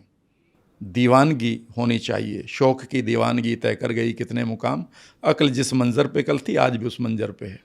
ये तो दीवानगी है जो कर देती है काम। वेरी पावरफुल ये स्टोरी। मेरे को तो गुज़बम्स आ गए स्टोरी सुन के, क्योंकि at the end everything is about action. आपने वो जो कहानी का मोरल भी था कितना पावरफुल था। वही again on the other hand सब परफेक्शनिज्म के पीछे जाते हैं। क्यों? क्योंकि लोगों को इम्प्रेस करना है, ताकि लोग मजाक ना उड़ाए, लोग गलत ना बोले। ये गलत ना बोले इसके पीछे मुझे लगता है ये कोर रीज़न है। मुझे लगता है Exactly. ये कोर। उसके ऊपर आपने भी अपना भी एग्जाम्पल बताया था ना सर, कि आपके गाँव वाले भी आपको कुछ बोलते थे कि वो बताइए ना, शेयर नहीं, करिए। मैं ज़्यादा नहीं बोलूँगा। मेरे गांव वाले बहुत प्यारे लोग हैं, इंटेलिजेंट हैं, अक्लमंद बड़े हैं, ठीक है ना। और ऐसी बात नहीं है, सब बोलते हैं, प्यार करते हैं मुझे, मेरी स्किल्स को भी। वो मैं ज़्यादा नहीं बोलूँगा। लेकिन फिर भी कुछ लोग ऐसे होते थे कि जिनके लिए बताना ज़रूरी है कि अब पूरे का पूरा देश जानता है, देश के बाहर के लोग जानते हैं। अगर मेरे पास 200 लोग होते हैं तो 40 लोग कनाडा के होते हैं, अमेरिका के जो इंडियन हैं, या लंदन से होते हैं, या दूसरे देशों के होते हैं, पाकिस्तान से बहुत सारे लोग होते हैं जो मेरी इन स्किल से अपनी लाइफ को बेहतर करते हैं। लेकिन वहीं पर कई लोग ऐसे भी थे जो मेरे साथ ही रहे हैं, बट वो जैसे इस जर्नी को उन्होंने देखा तो शायद उनकी समझ में नहीं आया, तो दे स्टार्टेड क्रिटिसाइजिंग मी। कई बार लोगों ने कहा यार वो भी तुम्हें क्रिटिसाइज़ कर रहे हैं, कई बार तो गलत बोल देते हैं। मैं कहता हूँ देखिए साहब, जो जिसके पास है वही देगा, ठीक है ना। जो मेरे पास है मैं वो दूंगा, जो उनके पास है वही देंगे। लेकिन एक चीज़ समझ लीजिएगा, उनका पॉइंट ऑफ व्यू वही है। अगर जब तक वो मेरे वाली किताब नहीं पढ़ेंगे जितनी मैंने पढ़ी है, तो वो मेरे पॉइंट ऑफ व्यू पर नहीं आएंगे। और जब तक मैं अपनी अकल को बेचकर नहीं खाऊंगा और बावला नहीं बन जाऊंगा, तो मैं उनके पॉइंट ऑफ व्यू नहीं आऊँगा। और लड़ाई जीवन में पॉइंट ऑफ व्यू की है, ठीक है ना। रिक्शा वाला ये कहता भाई मेरा पॉइंट ऑफ व्यू क्लियर है, मैं तो उस दिन अमीर हो जाऊंगा जिस दिन ये रिक्शा मेरी अपनी हो जाएगी और 2 मेरी किराए पे चली जाएगी। यही बात आप अंबानी जी को समझाओगे क्या 3 रिक्शा से अमीर होते हैं? हर आदमी का अपना एक पॉइंट ऑफ व्यू है, हर आदमी का अपना लॉ ऑफ अट्रैक्शन है, उतना ही वो करेगा। रिक्शा वाला भी तो लॉ ऑफ अट्रैक्शन करता है ना, 200 रुपये का आ जाते हैं ना शाम तक। वहीं पर दूसरे लोग भी हैं, वो 20 लाख का लॉ ऑफ अट्रैक्शन कर रहे हैं, आ रहे हैं ना 20 लाख। वहीं पर 200 करोड़ वाले भी हैं, आ रहे हैं ना 200 करोड़। सवाल ये है कि आपने अपने आप को किस लेवल पर ले जाकर रोका है। अगर मैं ये कहूँगा कि लोग मेरे बारे में गलत सोचेंगे, तो भैया बहुत बढ़िया बात है। जो बेकार के लोग हैं मुझे गलत ही सोचें। अगर आगरा का पागल खाना खोल दिया जाए और वो सारे लोग जो वहाँ पर हैं विद ड्यू रिस्पेक्ट किसी मजबूरी के कारण या जो भी है, और वो मुझे अच्छा मानने लगे, तो मैं कहाँ होऊंगा? वो मुझे पकड़ के कहाँ ले जाएंगे? अंदर ले जाएंगे ना। राइट, समझ लीजिएगा। और सारी दुनिया आपको प्यार करने लगे और आपको किस करने लगे, चुम्मी लेने लगे, तो आप तो स्टिकर बन जाओगे 2 दिन के अंदर।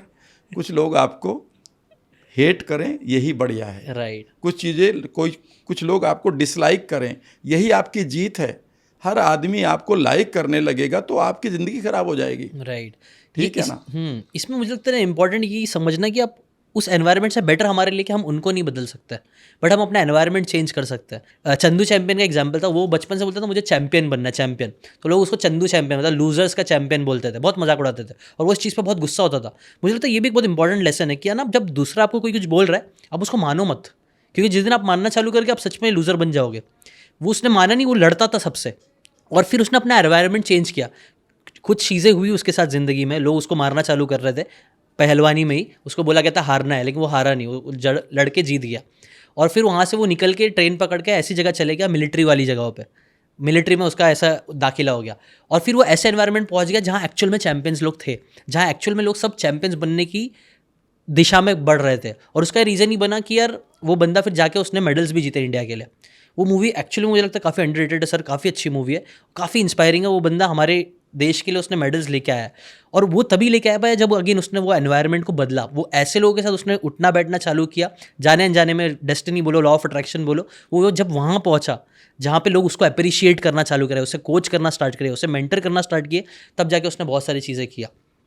याद रखिएगा, इसमें जो आपने एक वर्ड बोला ना, बस वही इसका कोर है।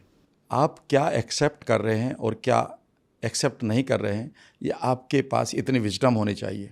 जब सारी दुनिया आपसे कह रही हो कि तुम नहीं कर पाओगे और तुमने भी अगर मान लिया, याद रखिएगा उसी दिन आप उसी सोसाइटी का पार्ट बन गए and now you will be used as a commodity. अब आपका यूज़ किया जाएगा। लेकिन अगर आप मान लेते हैं कि नहीं, आई डोंट एक्सेप्ट इट, मैं इसे स्वीकार ही नहीं करता हूँ, मैं यहाँ से निकलूँगा, मैं स्वीकार ही नहीं करता, मैं इसे यहाँ से निकलूँगा, मैं स्वीकार नहीं करता हूँ, मैं यहाँ से निकलूँगा, याद रखिएगा इट इज़ द, बस समझ लीजिएगा कि आप निकल तो गए, डेट आनी बाकी है। यानी कि आप ट्रेन में तो बैठ गए हैं, आपने एक्सेप्ट कर लिया कि मुझे इस जगह पर रहना नहीं रहना, तो बस ट्रेन आती ही बैठ जाओगे ना। एक्शन बस ट्रेन आने की तो देर है और ट्रेन आप प्लेटफॉर्म पर खड़े हैं तो ट्रेन तो आनी है। अब नहीं आएगी, 12 घंटे बाद आएगी, 10 घंटे बाद आएगी, ट्रेन तो आनी है। और आपने एक्सेप्ट कर लिया कि मुझे यहाँ पर नहीं रहना, आपने ये मतलब आपने रेजोल्यूशन ले लिया है। तो जीवन में याद रखिएगा, अगर हमारा यूथ रेजोल्यूशन ले ले कि मुझे ये नहीं चाहिए, यह भी तय कर ले कि मुझे क्या चाहिए के साथ ये भी तय कर ले कि मुझे ये नहीं चाहिए, याद रखिएगा ये इससे भी ज़्यादा इम्पोर्टेंट है। मुझे क्या पेन नहीं चाहिए, ये बहुत इम्पोर्टेंट है प्लेजर से अलावा। एक स्टोरी मैंने पढ़ी थी जो मेरी लाइफ को बहुत इम्पोर्टेंट है, और वो स्टोरी मैं सभी वर्कशॉप्स में से देता हूँ। मैं सारे के सारे मेरे पार्टिसिपेंट उस वर्कशॉप को, उस स्टोरी को जानते हैं। मैं एक आदमी की कहानी सुन रहा था, पढ़ रहा था एक बुक में। उसने कहा कि मैं 38 सालों से सिगरेट पी रहा था, सिगरेट छोड़ने के लिए मेरे घर वालों ने कहा छोड़ दो छोड़ दो छोड़ दो, डॉक्टर ने भी कहा, पर मैं नहीं छोड़ पाया। 38 सालों से मैं अपने दोस्तों के साथ उस पर्टिकुलर ब्रांड को लाइक किया करता था, उससे मुझे बहुत रिलीफ मिलता था। तो एक दिन की बात है कि मेरी बेटी 10-12 साल की थी, उसने बैग फेंका अपने स्कूल से आकर, वो मेरे रूम में चली आई जहाँ पर मैं कुछ काम कर रहा था और सिगरेट पी रहा था। उसने ज़ोर से दरवाज़ा खोला और मेरे मुंह से सिगरेट निकाली और दूर फेंकी, और उसने कहा डैड आज से आप सिगरेट नहीं पियोगे। तो कहता कि मैं अपनी बेटी के ऊपर बड़ा गुस्सा किया, मैंने चिल्लाया क्यों नहीं पीऊँगा, सब लोग यही कहते हैं, बताओ क्यों नहीं पीऊँगा, how can you do like this, आपने क्या सीखा स्कूल में जाकर। उसने कहा कि मेरी बेटी ज़रा सी भी नहीं डरी, उसने मेरी आंखों में आंखें डाल कर कहा डैड मैं चाहती हूँ जिस दिन मेरी शादी हो आप भी मेरी शादी को अटेंड करें, बगैर आपके मुझे शादी करना अच्छा नहीं लगेगा। और आज मेरी क्लास टीचर ने बताया है कि जो सिगरेट पीते हैं दे में डाई यंग। उसने कहा कि एक पल में जो सिगरेट से आने वाले फ़ायदे हैं वो मेरे लिए ज़ीरो हो गए और आने वाला पेन बड़ा हो गया। याद रखिएगा जीवन में अगर हम जीवन में कुछ भी करना चाहते हैं तो अगर हम अपने गेन्स के सिर्फ अपने विज़न बोर्ड या विज़न मेमोरी में सिर्फ गेन्स को ना देखें बल्कि पेन्स को भी देखें तो वो हमारे लिए बहुत इम्पोर्टेंट है। सोचिए, अगर मैं आपको अपनी लाइफ का ही बता देता हूँ, जब मैं बीएससी करने के बाद मेरा करियर बिल्कुल ख़राब हो गया, अच्छा स्टूडेंट होने के नाते मैं बीमार भी रहने लगा, मुझे एक छोटी सी अपॉर्चुनिटी मिली थी, कैन यू बिलीव, साबुन गोदाम एरिया मेरठ का, जहाँ पर एक गोपाल मेडिकल स्टोर था, वहाँ पर मुझे पता चला कि यहाँ एक ओपनिंग है। किस चीज़ की?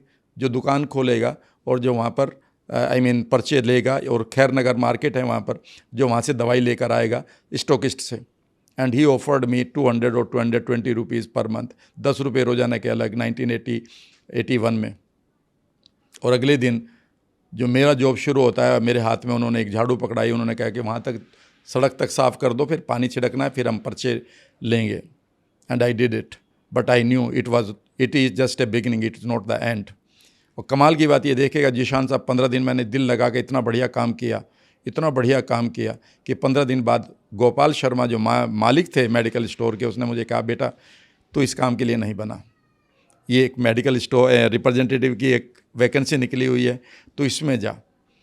मैंने कहा पर भैया मेरे पास तो कपड़े नहीं, एक खाकी पैंट है, लाल जूते हैं, हरे रंग की जुराब हैं, ठीक है ना, और पीले रंग की मेरी शर्ट है। उसने कहा कि एक काम कर, सब रिकॉर्ड तोड़ के आ, वहाँ सब टाई वाले मिलेंगे, घबराना नहीं, don't be perfect, be authentic. आप यकीन नहीं करेंगे कि 40 लोग थे, 40 में से 39 को टाई लगी हुई थी, सूट पहना हुआ था, और एक आदमी इस ड्रेस में तो जोकर की ड्रेस थी, और वहाँ पर 3 ओपनिंग थी एंड 1 आई गोट। वो जज्बा था, दीवानगी। अगर ये नहीं तो फिर कभी नहीं। आई थिंक यही चीज़ सबसे इम्पॉर्टेंट, अगेन हम वही बात पे जाए। आपने बोला ना कई बार लोगों की लाइफ में बहुत प्रॉब्लम्स होती है, कई सारे स्ट्रगल्स होते हैं, आपने एक एग्जांपल भी दिया जिनके रीढ़ की हड्डी में प्रॉब्लम था, और आपने उसको बोला यूज़ इट एज ऑथेंटिकली, आपने उनको यूज़ करना है बोला। आई थिंक वो बहुत पावरफुल चीज़ है। हम कई बार ना अपने ऑथेंटिक सेल्फ को ही पसंद नहीं करते हैं, बल्कि हमें वही यूज़ करना चाहिए क्योंकि वो हमें एक्स फैक्टर देता है। कंटेंट क्रिएशन में या ज़िंदगी में कभी भी आपने ये डिस्कशन हुआ था, हमें जो चीज़ यूनिक बनाती है वही चीज़ लोगों को पसंद आती है, क्योंकि अगर किसी के जैसा देखना था तो वो तो ऑलरेडी है, सोनू निगम जैसा देखना तो सोनू निगम ऑलरेडी है, अगर किसी और जैसा धोनी जैसा बनना, धोनी ऑलरेडी है, उसके जैसा नहीं बन पाओगे आप। खुद ही जो हो उसका जब बेस्ट वर्जन बनेंगे तभी लोग आपको पसंद करेंगे। और इसमें मुझे एक चीज़ लोगों को समझनी चाहिए कि आपकी जितनी स्ट्रगल्स आपकी ज़िंदगी में आज है, एक्चुअल में अगर आप देखने जाओ ना, वो स्ट्रगल आपकी बहुत अच्छी कहानी बना रही है। स्टोरी टेलिंग में एक चीज़ होती है सर, कोई भी कहानी ना अच्छी बनती ही नहीं है जब तक आपकी लाइफ में स्ट्रगल नहीं है। Yes, आपने right. हमने कोई भी ऐसी कहानी, अच्छी कहानी आज तक नहीं सुनी होगी जिसके अंदर बंदा पैदा अमीर हुआ था, उसकी लाइफ में कोई प्रॉब्लम नहीं हुई और मर भी गया अमीर। ये कहानी किसी को पसंद नहीं आएगी कभी भी। ये कहानी करोड़ों नहीं कमाने वाली, बॉलीवुड हॉलीवुड कहीं पे भी। कहानी वही अच्छी रहती है जब बंदा स्ट्रगल था, उसके पास कुछ नहीं था, उसने फाइनेंशियली, मेंटली, हर जगह से अब्यूज़, परेशानियाँ झेला, प्रॉब्लम्स झेला, बट फिर भी वो बड़ा बना। उनकी कहानियाँ हमें पसंद आती है, हमें इंस्पायर करती है और वही करोड़ों उसको भी कमाने में हेल्प करती है आगे भी। तो मुझे लगता है अगर प्रॉब्लम्स है तो वो लोग अपने आप को अपॉर्चुनिटी की तरह देखना स्टार्ट करें, पर्सपेक्टिव बदले। और कुछ नहीं हो सकता तो मैं तो ये सजेस्ट करूँगा, क्योंकि मैं कंटेंट क्रिएटर, कि आप कंटेंट उससे रिलेटेड बनाना चालू कर दो। कहाँ से मैजिक होना स्टार्ट होगा पता भी नहीं चलेगा। कुछ लोगों को आप ये नहीं कह सकते कि जब पहली बार अगर आप उनसे मिलते तो उनको लोग इतना लाइक करते आए, उनके पास इतने फॉलोअर होते।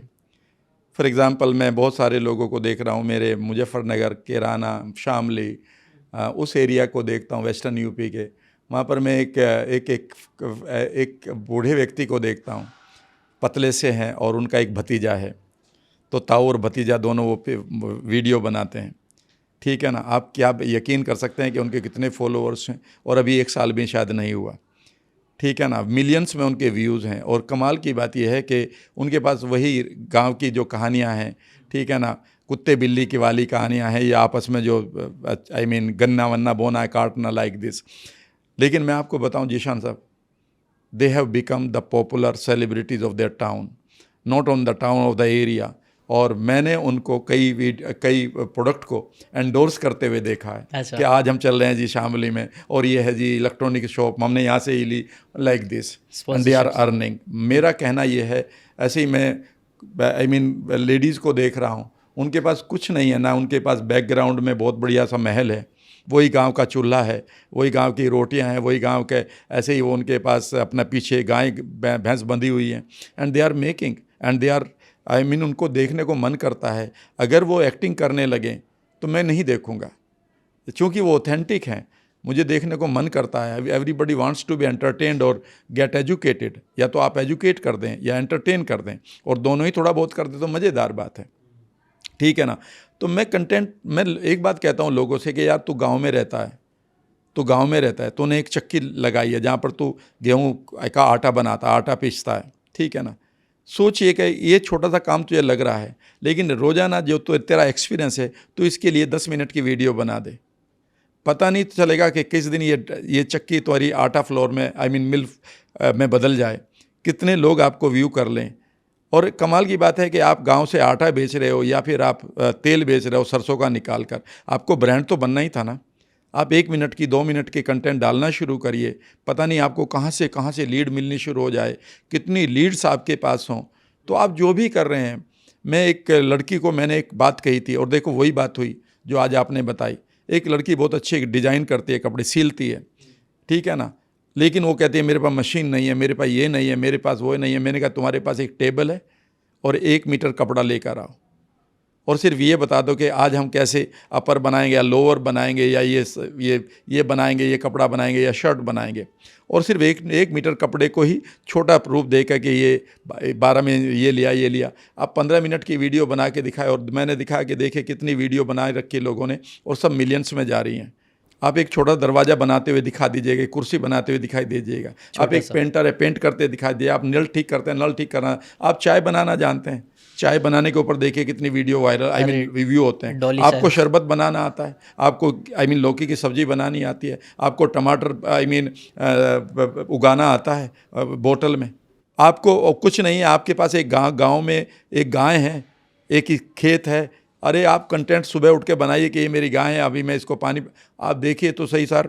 मैं एक लड़की को जानता हूँ जो राजस्थान की है, वो भाई बहन है, ठीक है ना। भाई अलग से बनाता है, लेकिन उस बहन को मैंने देखा, उसने मिट्टी के खिलौना बनाया। एक बार मिट्टी का खिलौना कैसे बच्चों के लिए बना रही थी। आई थिंक 15-20 मिलियन व्यू हैं उसके ऊपर, और वो रेगुलरली ला रही है। एक दिन उसने गाय का दूध निकालने का दिखाया कि हम दूध ऐसे निकालते हैं, इसी के ऊपर है। एक दिन वो उसने अपना कढ़ी पकौड़ी बनानी सिखाई। मेरा कहने का मतलब है कि क्यों परफेक्शन में जा रहे हो, आप एक तैयारी तो करिए, एक बार तैयार तो करके बैठ दीजिएगा। लेकिन वही वाली बात है कि तैयार इसलिए नहीं करते कि वो माइंड सेट नहीं है। माइंड सेट इसलिए नहीं है कि उनके पास बेकार के रेफरेंसेस, उनमें उनकी कोई गलती नहीं है। फ्रेंड्स, अगर आप सुन रहे हैं तो मैं आपकी बुराई नहीं कर रहा हूं, बल्कि मैं बता रहा हूं आप बिल्कुल ठीक हैं, सिर्फ आप अपने माइंड सेट को ठीक कर लें। आप स्किल सीखिएगा बढ़िया से मेंटोर्स के साथ, और अपने माइंड सेट को ठीक करने के लिए आपके अंदर आवाज़ें बज रही, मुझसे नहीं होगा, इस आवाज़ को आपको मैं कभी भी ठीक करने के लिए आपको इन्वाइट कर सकता हूँ इसके अपने ऊपर अब वर्कशॉप्स में। इस पे हम डिटेल में हम चाहिए तो ना, क्योंकि सर इसमें एक्सपर्ट है, एनएलपी में एक्सपर्ट है, मैं उसके ऊपर ही आने वाला था। अभी मैं यही बोलने वाला था कि हम एनएलपी को कंटेंट क्रिएशन में कैसे यूज़ कर सकते हैं। खैर हम इसके बारे में अभी भी बात करेंगे, बट डिटेल में हम एक लिंक भी डाल देंगे जहाँ पे हम एनएलपी का यूज़ कैसे कर सकते हैं कंटेंट क्रिएशन के लिए, उसके बारे में कुछ बता के हम एक लोगों को फ्री में कुछ गिफ्ट दे देंगे। जरूर, पक्का। ठीक है। बाकी क्योंकि मुझे ऐसा लगता है ना, skills is important, no doubt बहुत इंपॉर्टेंट है। क्योंकि मैं ऐसे कई सारे डेटा देख रहा था कि आज L&T है, L&T ने 20,000 इंजीनियर्स के लिए जॉब ऑफर करना चालू करी, बट उनको मिल रहे नहीं है। लोग इंडिया में बोल रहे हैं ना, बहुत सारे लोग की जॉब नहीं है, जॉब नहीं है। 20,000 जॉब्स की वैकेंसी खुली है, बट वो लोग बोल रहे हैं स्किलफुल लोग नहीं है, स्किल वाला हुनर ही नहीं है। मैं ना सर पर्सनली बिलीव करता हूँ 2 चीज़ ज़िंदगी में आगे बढ़ने के लिए चाहिए। 50% लोग तो मुझे लगता है दोनों में से कोई एक भी नहीं रहता उनके पास, या फिर और जितने 50% हो गए या 49% हो गए, वो लोग है ना आइदर क्या करते हैं, माइंडसेट बना लेते हैं वीडियोस देख के, सीख के, अच्छी अच्छी बात है, या और बाकी उसमें से आधे वो लोग होते हैं जो लोग सिर्फ स्किल सीख लेते हैं। बट मुझे लगता है दोनों ज़रूरी है। एक तो आपके पास माइंडसेट होना चाहिए कि हाँ मुझे बड़ा करना है, बड़ा सोचना है, बड़ा सोचोगे तभी तो कुछ होगा। बट उसके साथ साथ कई बार लोगों के पास वो स्किल नहीं होता, हुनर ही नहीं रहता, सिर्फ माइंडसेट होता है, जोश होता है, पावर होता है, बट वो पावर इस्तेमाल कहाँ करे वो उनको पता नहीं होता। तो मुझे लगता है ये दोनों चीज़ें काफ़ी इंपॉर्टेंट, जिसके ऊपर हम कुछ ना कुछ अब बता देंगे। बट मैं चाहता हूँ इसके ऊपर सबसे पहले तो वही माइंडसेट वाली जो चीज़ है उस पर आप बताना चालू करो कि माइंडसेट में कंटेंट क्रिएशन के लिए कैसे कैसे माइंडसेट होना ज़रूरी है, कुछ अगर आप स्पेसिफिक। देखिए, आपके पास एक स्किल है। अब माइंडसेट की बात यहीं से शुरू होती है कि आप शुरुआत करने से पहले ही आपके अंदर एक इंटरनल टॉक आ जाती है, शायद I will not be making good content, मुझसे नहीं होगा, लोगों ने डिसलाइक किया तो, मुझे रिजल्ट नहीं मिला तो, यानी कि you are programmed with inner critical talk. इसे हम एनएलपी में इनर क्रिटिकल टॉक कहते हैं। जब तक ये टॉक्स आपके अंदर इंटरनल वर्ल्ड में चलती रहेंगी, बाहर आप कितनी भी विल पावर लगा ले, बात नहीं बनेगी। बार बार ये टॉक्स आपको ख़राब कर देंगी। कई बार आपको पिक्चर आने लगेगी, यार कोई कमेंट, हेट कमेंट ना कर दे, यार मैं फेल ना हो जाऊं, यार मुझसे नहीं होगा, और सडनली जो आपका मोटिवेशन है वो एंग्जाइटी में बदलने लगता है, डिस्कम्फर्ट में बदलने लगता है। यहीं से माइंडसेट ख़राब होता है। फिर आप सोचते हैं कि चलो मैं बना भी लेता हूँ, तो आप पहले से एक्सपेक्ट कर लेते हैं कि XYZ आदमी की इतने व्यू आ रहे हैं तो मेरे इतने आने चाहिए। भाई ये बिल्कुल गलत है, ये बिल्कुल गलत है। मछली अपनी पानी में दौड़ेगी और बंदर पेड़ पर चढ़ेगा। आप कह रहे कि नहीं, बंदर भी मेरे साथ मछली के साथ दौड़े या मछली भी बंदर के साथ ऊपर चढ़े, नहीं, बिल्कुल नहीं। ऐसे कंपैरिजन करना बिल्कुल गलत है। अगर मैं कंपेयर करने लगूं कि भाई उसके इतने व्यू आते हैं, मेरे इतने व्यू आते हैं, लेकिन वो दूसरे आदमी को मैं बताऊं कि मैंने 40 महीनों से 45 महीनों से मेरी वर्कशॉप सिर्फ एक यूट्यूब से चल रही है। 45 सेशन मैंने 45 वर्कशॉप मैंने कर दिया है अपनी एक प्रोडक्ट की, जिसको मैं फ्री में प्रमोट करता हूँ कि भाई ले लो इसको। अगर मैं उसको कैलकुलेट करने लगूँ तो वो फिर आदमी कहेगा यार ये तो ये वर्ड, इसके कम व्यू हैं। सवाल ये नहीं है, सवाल ये है कि आप शुरुआत करें। आप ये कह रहे हैं कि नहीं, उनके पेड़ पर जल्दी फल आ गए हैं, मेरे वाले पे भी आएंगे। ऋतु में फल सब पे आएंगे, याद रखिएगा। बारिश जरूर होगी, बादल भी आएंगे। ये अभी आपको आपके फील्ड में नहीं, आपके खेत में नहीं बारिश हुई, चिंता नहीं करें, यहाँ पर भी होगी। The bus is coming, right. If you have missed the bus then car is coming, चिंता नहीं करें, राइट। शुरुआत रखें। तो यहाँ पर ये दूसरी चीज़ है कि वो आदमी ये सोचता है कि कंपेयर करेंगे। तीसरा है फीलिंग ऑफ रिजेक्शन, जहाँ पर हमारे कंटेंट क्रिएटर को एक चीज़ को समझना होगा कि वो क्रिटिसिज्म से डर रहा है, सेल्फ क्रिटिसिज्म, क्योंकि उसके लाइफ में उसकी सोसाइटी ने उसको इतना क्रिटिसाइज कर दिया है, तो उससे नहीं होगा, ये क्या बेकार का काम किया है, तू गलत काम करता है, ये सब वर्ड्स उसको पड़े हैं। तो वो अब अपनी आइडेंटिटी को ज़्यादा नहीं खोना चाहता। उसे लगता है कि एक काम मैंने और कर दिया और वो भी ना चला तो ये गांव के लोग, आसपास के लोग, मेरे फ्रेंड्स मेरी मजाक बनाएंगे। तो उसमें वो अपनी आइडेंटिटी को बेसिकली प्रोटेक्ट कर रहा है। तो याद रखिएगा, अगर आप किसी काम को शुरू नहीं कर रहे हैं तो आपकी काम की प्रॉब्लम नहीं है, क्योंकि उस काम को तो बहुत लोग कर रहे हैं। तुम सिर्फ अपनी एक आइडेंटिटी को प्रोटेक्ट कर रहे हो। तो मैं ये कहूँगा कि सबसे पहले उस आदमी के मैं माइंड सेट में उसकी आइडेंटिटी को एक्सपेंड करवाऊँगा। फियर ऑफ फेलियर मार जाता है, फिर उसे लगता है मैं फेल ना हो जाऊँ, और कई बार तो फियर ऑफ सक्सेस मार जाता है। अगर मैं सक्सेसफुल हो गया तो मैं इन लोगों के साथ बिलोंग नहीं करूंगा, मैं किस जगह पर जाऊंगा। राइट। तो कई बार नए लेवल को देखकर लोग डर जाते हैं। मैंने ये चीज़ है ना सर नोटिस क्यों, और यही सब चीज़ कोर है, बाकी सारी चीज़ें सेकेंडरी। मैं नहीं बोल रहा वो इंपॉर्टेंट नहीं है, बहुत इंपॉर्टेंट है बाकी सारी चीज़ें भी, कि टाइटल कैसे बनाना है, थंबनेल कैसे बनाना है, बट कोर और फिर उसके बाद ही आती है। मतलब अगर हमें मंजिल चढ़नी है, हाँ, अगर 7वें महले पे जाना है, तो मुझे तो पहली मंजिल जो है ना वो माइंडसेट क्लियर करना बहुत ज़्यादा ज़रूरी है। और मेरे लिए लकीली क्या चीज़ होगी पता है, मैंने बुक्स पढ़ना स्टार्ट कर दिया, तो वहाँ से मेरा माइंडसेट बढ़ना चालू हो गया, मेरा दिमाग खुलना चालू हो गया, मुझे पॉसिबिलिटीज़ दिखना चालू हो गई, मुझे कहानियाँ दिखना चालू हो गई कि ऐसे ऐसे लोग भी ऐसा ऐसा कमा रहे हैं, ऐसे ऐसी चीज़ें कर रहे हैं, तो वो पॉसिबिलिटी खुलना चालू हुई, तो मैं वहाँ से निकल पाया। और लोग है ना, मैक्सिमम लोग अभी भी, यही मुझे लगता है प्रॉब्लम है ना, बहुत सारे लोगों को कंटेंट क्रिएट करना है, बहुत पैसे कमाना है, क्योंकि उनको मालूम है पैसे कमा सकते हैं, पर्सनल ब्रांड बनाना है, बिजनेस में बहुत सारे लीड्स चाहिए, ये सारी चीज़ उन्हें चाहिए, बट कहीं ना कहीं वही अगेन वो मेंटल ब्लॉकेजेस है। और वो मेंटल ब्लॉकेजेस यही सब है, क्योंकि मैं देखता हूँ मेरे भी कई सारे स्टूडेंट्स हैं, घुमा फिरा के ना लोग कुछ चीज़ें ही मेरे को निकल के आती है। पहले तो कंटेंट बनाएंगे और खुद ही जज करने लग जाएंगे। मैं तो बोलता हूँ मैं हूँ जज करने के लिए, मैं आपको जज करूँगा, मेरे पास एक्सपीरियंस है 7-8 साल का, मेरे को जज करने दो ना। प्रॉब्लम क्या होती है, वैसी वाली बात हो गई कि यार आप डॉक्टर के पास जाते हो और डॉक्टर को बताना चालू कर रहे हो कि सर मेरे ना इधर दर्द हो रहा है, मुझे लग रहा है मुझे कैंसर है। ऐसा कई लोग करते हैं, वो गूगल कर लेंगे, बोले इधर दर्द हो रहा है, मुझे कैंसर हो रहा है, इसलिए। तो ऐसा मत करिए ना, आप जाओ एक्सपर्ट से। मैं नहीं बोल रहा कि आप किसी से भी सलाह लो, एक्सपर्ट से सलाह लो यार, उससे पूछ लो और फिर दिल की तसल्ली करो। लेकिन लोग वो भी नहीं करते, लोग खुद ही से अपने आप को क्रिटिसाइज करेंगे, अपने आप को बहाने देने लग जाएंगे, मेरे पास टाइम नहीं है, मेरे पास रिसोर्सेज नहीं है। तो सारे ब्लॉकेजेस मुझे लगता है ना वो मेंटली है, उसके बाद सारे प्रॉब्लम्स कई बार मुझे लगता है ना जीशान साहब, उसमें ना उन लोगों के पॉइंट ऑफ व्यू बहुत ही नैरो हैं। मैं आपको एक छोटी सी चीज़ बताता हूँ। पैंडेमिक में मैंने एक यूट्यूबर को देखा जो एक पायलट रहे हैं और अच्छी बॉडी बनाते हैं, ठीक है ना, और लाखों कमाते हैं, ठीक है ना। लेकिन कमाल की बात यह है कि मैंने तभी दूसरे यूट्यूबर को देखा जिसने पहली वीडियो डाली कि वो रेल का इंजन कैसे बनता है, और वो अब अरबपति तो बनी गए हैं, एक कोचिंग चलाते हैं खान साहब। लेकिन मैंने देखा कि ये भी पैसे कमा रहा है एक ही काम करके जो वो कर रहा है। लेकिन मैंने एक तीसरे लड़के को देखा, और तीसरे लड़के का नाम था संतोष। वो उसके पास एक माँ है, भाई है शायद, और एक खोली है जिसके ऊपर छत भी नहीं है, और वो ईंटें पाता है भट्टे पर, ठीक है ना। और मैंने उसको भी लाख रुपए कमाते देखा विदिन 5 मंथ्स। और उसने कहा कि पहले महीने में मेरा कुछ नहीं आया, दूसरे में कुछ नहीं आया, तीसरे में 12,000, चौथे में 24, पाँचवें में शायद 70-1 लाख रुपए, उसने ऐसे बताया। उसके पास अब सब कुछ है। मेरा अगला पर्सपेक्टिव देखे मेरा क्या था, पॉइंट ऑफ व्यू, कि जहाँ पर एक IITian पायलट फ्लाइंग बीस्ट वाला जिस काम से पैसे कमा रहा है, उसी काम से हमारा एक लड़का भी कमा रहा है जिसका नाम संतोष है। रोनाल्डो ऐसे लिखता था वो। दोनों एक ही तो हैं। सवाल है कि कौन ज़्यादा कौन कम, इसको छोड़ दीजिएगा। ये तो अब जर्नी शुरू हो गई, दोनों एक ट्रेन में बैठ गए। यानी कि एक वो लड़का जो ईंटें पाथ रहा है अपनी माँ के पास साथ, और वो ये कह रहा है आज हमारे घर में इतना भी नहीं खाना था कि वो मेरी माँ मेरे लिए खाना बनाती, तो हम दोनों आज ऐसे ही आ गए हैं भूखे, अब बना के पैसे लेंगे और फिर हम खाना खाएंगे। और हंस रहा है, और लोग उसकी वीडियो पर लाइक कर रहे हैं, और उसके व्यूज़ फाइनल मिल जाए। वहीं पर मैं एक लड़के को देखता हूँ कि झारखंड में बहन भाई हैं वो, और दोनों बहन भाइयों ने नाचना डांस सिखाना शुरू किया। और एक दिन मैंने देखा कि उन्होंने कहा कि हमने सूट लिया हुआ है अपने माता पिता के लिए कैलकाटा के ताज होटल में। माई saying two is very simple, आप शुरुआत तो करिए। ये मत कहिएगा कि सिचुएशन ऐसी होती तो मैं वैसा होता, नहीं। आप जहाँ पर हैं you are at the best position. And एक चीज़ जो मैं हमेशा कहता हूँ, the best when is now. अगर आप कहते हैं मेरा बेस्ट मोमेंट आने दो तब करूँगा, नहीं, तो best when is now. Right, आज ही शुरुआत करिए। राइट। इसके ऊपर एक सेइंग है, मुझे इन्वेस्टमेंट में कई बार लोग बोलते हैं, इसको बार बार रिपीट करते हैं कि the best time to invest in the stock market या रियल एस्टेट, कुछ भी बोलो, वो 10 years ago, the second best time is now. चलो ठीक है, 10 साल पूरे नहीं किए कोई बात नहीं, लेकिन आज तो कर लो, वरना 10 साल बाद फिर रहोगे, क्योंकि वो सेकंड बेस्ट टाइम आज ही था।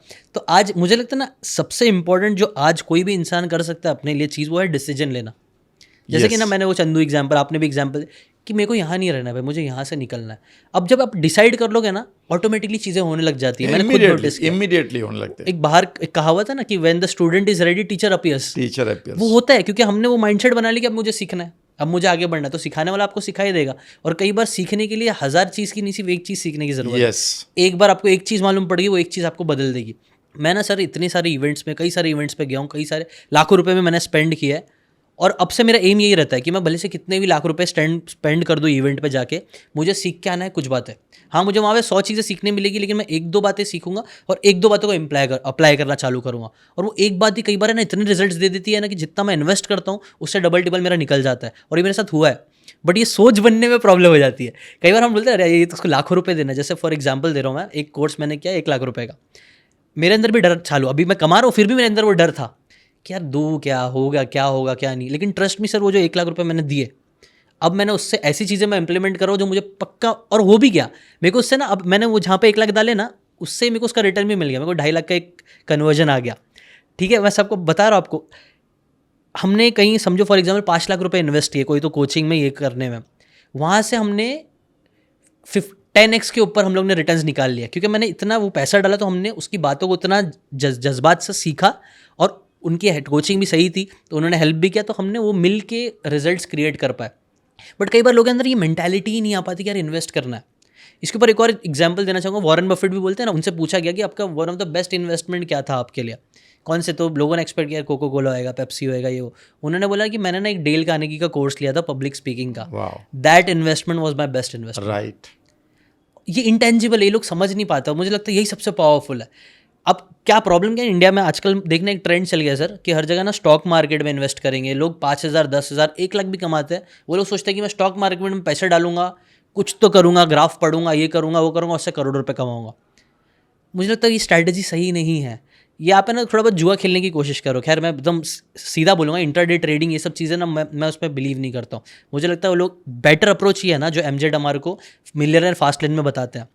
एक तरीका है कि आप पैसे को डाल दो स्टॉक मार्केट में और वेट करो। वेट करोगे कुछ सालों बाद, 10 साल, 20 साल, 30 साल बाद वो होगा, रिटर्न्स अच्छे मिलेंगे। लेकिन मुझे ऐसा लगता है जो के पास ज़्यादा पैसे नहीं है, या है भी, बेस्ट इन्वेस्टमेंट ये कि पहले वो लोग अपने ऊपर इन्वेस्ट करना चालू करें, क्योंकि उस पर उनको सबसे ज़्यादा बेस्ट रिटर्न मिलेंगे। और यही चीज़ वॉरेन बफेट भी बोले थे कि उन्होंने जब कोई कोर्स लिया तब उनको सबसे बेस्ट रिटर्न मिलना चालू हुआ। कई बार लोग ज़्यादा कमाते नहीं है तो भी वो लोग सोचते कोई स्टॉक में डाल दूंगा डबल टिबल 10x हो जाएगा, ऐसा नहीं होता है। लेकिन जब हम अपने ऊपर इन्वेस्ट करते तो कई बार हम फिर वो मेहनत लगाते हैं। अगर एक इंसान के पास 5,000 है, उसने अगर कोई एक कोर्स से कुछ चीज़ें सीख ली, मैं पक्का बोलता हूँ प्रोबेबिलिटी बढ़ जाएगी कि वो 5,000 से सीखेगा और 10,000 कमाने के लिए कुछ ना कुछ हाथ पैर मारेगा, 10 लोगों को रीच आउट करेगा और वहाँ से एक्चुअल पैसे बनेंगे। और एक बार वहाँ पैसे बनना चालू करे फिर तू इन्वेस्ट करके भाई करना, कमा। फिर तू 6% भी, अगर 1 करोड़ का 6% भी आना चालू हुआ तो बहुत अच्छा अमाउंट है। बट प्रॉब्लम ये है कि लोग सिर्फ 10,000 में सोचते हैं कि 6% है, वो लोग आगे बढ़ जाएंगे 10%, वैसा नहीं हो पाता। इसके ऊपर आपका क्या सजेशन है? देखिए, सिंपल सी बात बताता हूँ, ये आपने मेरा कोर सब्जेक्ट टच कर दिया और बता भी दिया। हाँ। ये मेरा कोर सब्जेक्ट है। इवन मेरे पार्टिसिपेंट और मेरे जितने भी जिन्होंने मेरी फी वर्कशॉप भी पढ़ी है, तो उन्होंने एक वर्ड जरूर मेरे से सुना है, that is called self image और सेल्फ वर्थ। जीवन में याद रखिएगा, 21st सेंचुरी में आपके पास आने वाला पैसा, शोहरत या जो भी हैप्पीनेस है, वो याद रखिएगा that is directly proportionate to your self image.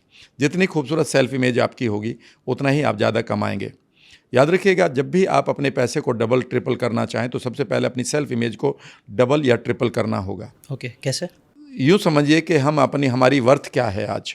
मान लेते हैं मेरे इंटरनल वर्ल्ड में मैं 30 किलो का आदमी हूँ, तो मैं चाहकर भी 900 किलोग्राम का वजन नहीं उठा पाऊँगा। मुझे अपनी सेल्फ वर्थ को बेहतर करना होगा। सेल्फ वर्थ का मतलब है कि मेरे अपने कॉन्फिडेंस, मेरे अपने बिलीफ सिस्टम, मेरे अपने रेफरेंसेस, मेरी अपनी आइडेंटिटी, मेरी अपनी वैल्यूज़, मेरे अपने सोचने का जो ढंग है वो बिल्कुल डिफरेंट होना चाहिए। याद रखिएगा, with the same mind I can not get the new money. To get the new money I have to get the new mind और न्यू माइंड सेट। लोगों को जितनी जल्दी समझ में आया उतना बढ़िया। 6 साल की उम्र तक साइकोलॉजी कहती है कि हम अपनी सेल्फ इमेज को खो देते हैं। बचपन में हमें बता दिया जाता है तुमसे ए नहीं ठीक लिखा जाता, तुमने पानी गिरा दिया, तुम अच्छे बच्चे नहीं हो, तुमने 2-2-5 लिख दिया, यू आर इडियट। और वहाँ से हमारे रेफरेंसेस बनने शुरू हो जाते हैं। और हमें ये याद रखिएगा, फिर हमारी लाइफ में कभी बीमारी आ गई तो हमें कह दिया you are a patient now. फिर हमसे फ़ोन नहीं उठा, पार्टनर ने कहा और उसने कह दिया यू आर इर्रेस्पॉन्सिबल नाउ। ठीक है ना। फिर हम बॉस के सामने अच्छा काम नहीं करें तो ये वो कह देते यू आर अनप्रोडक्टिव नाउ। और हमारे पास ये आइडेंटिटी का एक बखेड़ा लग जाता है हमारे सर के ऊपर कि हम बेसिकली कौन हैं, हमें यही नहीं पता चलता। फिर हमारे पास बहुत सारी एक्सीडेंटल आइडेंटिटी होती है, बहुत सारी दूसरी आइडेंटिटी होती है, और जो हमारी रियल आइडेंटिटी है वो पूरी तरह से कहीं छुप जाती है। याद रखिएगा, उस आइडेंटिटी को ढूंढना ही सबसे बड़ा काम है। अगर आप याद रखिएगा, मैं एक छोटा सा एग्जांपल लोगों को हमेशा देता हूं कि अगर आप बड़ा पैसा चाहते हैं, मैं चाहता हूं कि मेरे पास ये बड़ा पैसा आए, तो कभी पैसे के पॉइंट ऑफ व्यू से देखेगा क्या तुम डिज़र्व करते हो। अगर मैं कहता हूँ कि मेरी दोस्ती अमिताभ बच्चन से हो, तो अमिताभ बच्चन बन के मैं खुद ही देख लूँगा क्या मैं डिज़र्व करता हूँ उसका दोस्त बनने के लिए। अगर मैं चाहता हूँ कि नरेंद्र मोदी प्रधानमंत्री मुझे पीएमओ में बुला के मुझसे सलाह लें और देश की नीति कैसे बने, तो मैं बताऊँगा भैया बहुत बढ़िया बात लगती है। सब लोग गांव के ऐसे ही बोलते रहते हैं और शहर के भी बहुत सारे, लेकिन एक बार तुम ये सोच के देखो कि पॉइंट ऑफ व्यू, मोदी के पॉइंट ऑफ व्यू से देखो कि तुम कौन हो। जब आप चाहते हो कि एक बड़ी सक्सेस आपको मिले, तो उसके सक्सेस के पॉइंट ऑफ व्यू से देखो कि क्या तुम डिज़र्व करते हो, और तुम पाओगे कि जो तुम्हें मिल रही हो अभी भी ज़्यादा मिल रही है, डिज़र्व इतना भी नहीं करते हो। सही बात है। ठीक है ना। अगर आपको बड़ा पैसा चाहिए तो मैं कई बार पॉइंट ऑफ व्यू की एक्सरसाइज कराता हूँ कि पैसा बन जाओ और पैसे के पॉइंट ऑफ व्यू से देखो। कई बार लिव इन लोगों को जब बीमारी आती है, वो कहता है जी मुझे कैंसर आ गया, मैं धीरे से कहता हूँ कैंसर बन जाओ और पूछो क्यों आए हो, और तुम पा जाओगे कि तुम्हारे पास बिना मतलब के ऊट पटांग आइडिया भरे पड़े हैं, ऊट पटांग तुम्हारी वर्दीनेस खत्म हुई पड़ी है, ये बीमारी इसलिए आई है, याद रखिएगा। तो जीवन में जहाँ पर भी आप पहुँचना चाहते हैं, एक वर्ड मुझे जो दिया था मेरे एक मेंटोर ने, वो यही था कि you will reach where you belong to. इसका मतलब है कि जहाँ अगर तुम्हें पहुँचना है तो उस बिलोंगिंग को पहले तय कर लो अपने दिमाग के अंदर। You will reach where you belong to. जहाँ पहुँचना था रामदेव जी को पहुँच गए, और जहाँ पहुँचना था विजय माल्या को वो भी पहुँच गया, जबकि दोनों बिल्कुल बिगनी दोनों की अलग थी। You will reach where you belong to, इसका लिए ज़रूरी है। और you will belong what your self image is, self worth को बेहतर करो। बहुत बढ़िया लोगों के साथ अपने रिश्तों को कायम करना शुरू करो। हाँ, कुछ अच्छी practically किताब को मैं बहुत बताता तीन हूँ, प्रैक्टिकल चीज़ जो कर सकते लोग। बहुत बढ़िया है। सबसे पहली चीज़ है कि अपने अंदर जो भी आपके लिए नेगेटिव टॉक पड़ी है खुद के लिए, मैं ये नहीं कर सकता, मैं वो नहीं कर सकता, इसका भी एक एक्सरसाइज लो, मैं सिखाई देता हूँ NLP की। अपनी लाइफ के 5 लोगों को लो जो बहुत सिग्निफिकेंट हैं आपके लिए। वो आपकी मदर हो सकती है, फादर हो सकते हैं, वाइफ हो सकती है, हस्बैंड हो सकता है, आपका कोई टीचर हो सकता है, इवन आपका कोई रोल मॉडल हो सकता है। और इमेजिन करो कि आप अपने फादर बनकर अपने आप को देख रहे हो, और देखो फादर की आवाज़ आपके लिए क्या है। ये कुछ नहीं कर पाएगा। अगर ये आवाज़ सुन पा रहे हो तो याद रखिएगा ये आपकी रियलिटी है। अगर आपकी मदर के पॉइंट ऑफ व्यू से आप ये कह रहे कि तो नादान है अभी भी, तो अभी भी आप नादान ही हो। आपकी वाइफ ये कह रही है कि आदमी तो अच्छा है पर है इररिस्पॉन्सिबल, तो याद रखिएगा ये आइडेंटिटी आपने परसीव कर ली जिसका अब तक नहीं पता था। सबसे पहली चीज़ है कि आप डिफरेंट पॉइंट ऑफ व्यू से लोगों को देखो कि वो तुम्हारे बारे में क्या कह रहे हैं। वो कुछ नहीं कह रहे हैं, पर आपने क्या परसीव कर लिया है। ये आपकी जो हिडन आइडेंटिटी है, इससे पीछा छुड़ाना होगा, नंबर 1। नंबर 2, अपने आप की जितनी भी सेल्फ डिस्काउंटिंग आपकी टॉक हैं उन्हें बंद करो। मुझसे ये नहीं होगा, मुझसे वो नहीं होगा, मैं तो हूँ ही ऐसा। आपके पास रेफरेंसेस अच्छे होने चाहिए। बहुत हर एक चीज़ के रेफरेंसेस आपके पास हो सकते हैं। बहुत सारे लोगों ने ख़राब बीमारियों को ठीक कर लिया, बहुत सारे लोगों ने कुछ एजुकेशन नहीं थी पैसा कमा लिया, बहुत सारे लोगों ने बढ़िया काम कर लिया। आपके पास वो रेफरेंस क्यों नहीं है। और तीसरी बात याद रखिएगा, हमारे पास एक हमेशा जज्बा होना चाहिए, एक पेन होना चाहिए कि मुझे सिचुएशन में नहीं रहना, मुझे बेहतर सिचुएशन में जाना है। जब आप किसी चीज़ को छोड़ने के लिए तैयार होंगे, याद रखिएगा, तभी तो आपकी अब बस का मीनिंग मिलेगा या उस ट्रेन का मीनिंग मिलेगा। आपको ये पता मुझे इसी शहर में रहना, तो आती रहे यहाँ से बस, और कितनी भी ट्रेन निकलती रहे, वंदे भारत, आपको कहाँ बैठेंगे, आपके शहर में खुल जाने दो कितने भी एयरपोर्ट। जब आपका यही डिसाइड कर लिया कि मुझे रहना ही यही है, तो इससे क्या फ़र्क पड़ रहा है कि कौन सी फ़्लाइट कब जाती है। और अगर आपने तय कर लिया कि मुझे यहाँ नहीं रहना, नई जगह जाना, कोई बात नहीं, एयरपोर्ट नहीं खुला फिर भी आप चले जाएंगे। कौन कहता है आपको बनना है कुछ, तो ज़रूरी नहीं कि आपके यहाँ पर जिम हो तभी आप बॉडी बनाएंगे, नहीं। गांव में भी लोग बनाते हैं, बना लेंगे, जेल में तो भी बनाते हैं लोग। सिंपल, ये तो आपका कन्विक्शन है। Exactly. नहीं तो बाकी एक्सक्यूज हैं। ये इसके ऊपर बहुत इंटरेस्टिंग मेरे को एक याद आ गया। ओपरा विनफ्री का एक इंटरव्यू था, उसमें ओपरा विनफ्री बिलियनर, काफ़ी अच्छी फीमेल बिलियनर है, उन्होंने ना मल्टीपल हंड्रेड्स एंड थाउजेंड्स भी बोल सकते हैं लोगों जो बहुत सुपर अचीवर्स है उनके इंटरव्यूज़ करते हैं, वो करते रहते हैं। बुक क्लब भी उनका बहुत बड़ा बुक क्लब भी है। तो उनसे जब पूछा गया ना कि यार आपने इतने सारे सक्सेसफुल लोगों के साथ इंटरव्यूज़ किए हैं, तो आपको क्या कॉमन पैटर्न क्या दिया, कुछ तो कॉमन सिमिलैरिटी दिखी होगी। तो उन्होंने एक बहुत इंटरेस्टिंग बात बोली। उन्होंने बोला कि जो लोग बहुत सुपर अचीवर्स होते हैं ना, they know where they want to go, hence they reach there. 99% people don't know where they want to go, that's why they never achieve anything.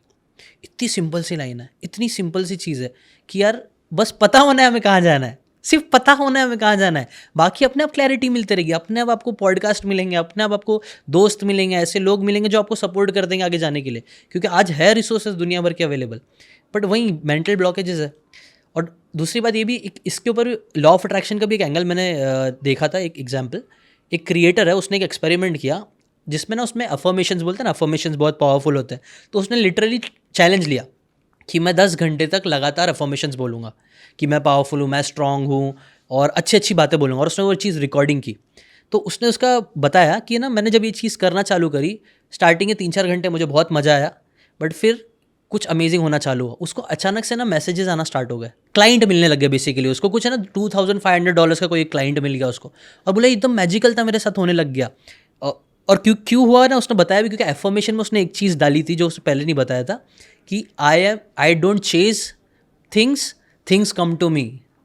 और ऐसा भी होने लग गया। तो इसके ऊपर आप क्या बोलना चाहोगे? ऐसा होता है मतलब हम अगर ऐसा विलिंगनेस से अफर्मेशन करना चालू करें? देखिए, अगर आप इसको टेक्निकली भी देखें तो अगर आप लॉ ऑफ सक्सेस को सबसे पहले मैंने 1980 में पढ़ा था।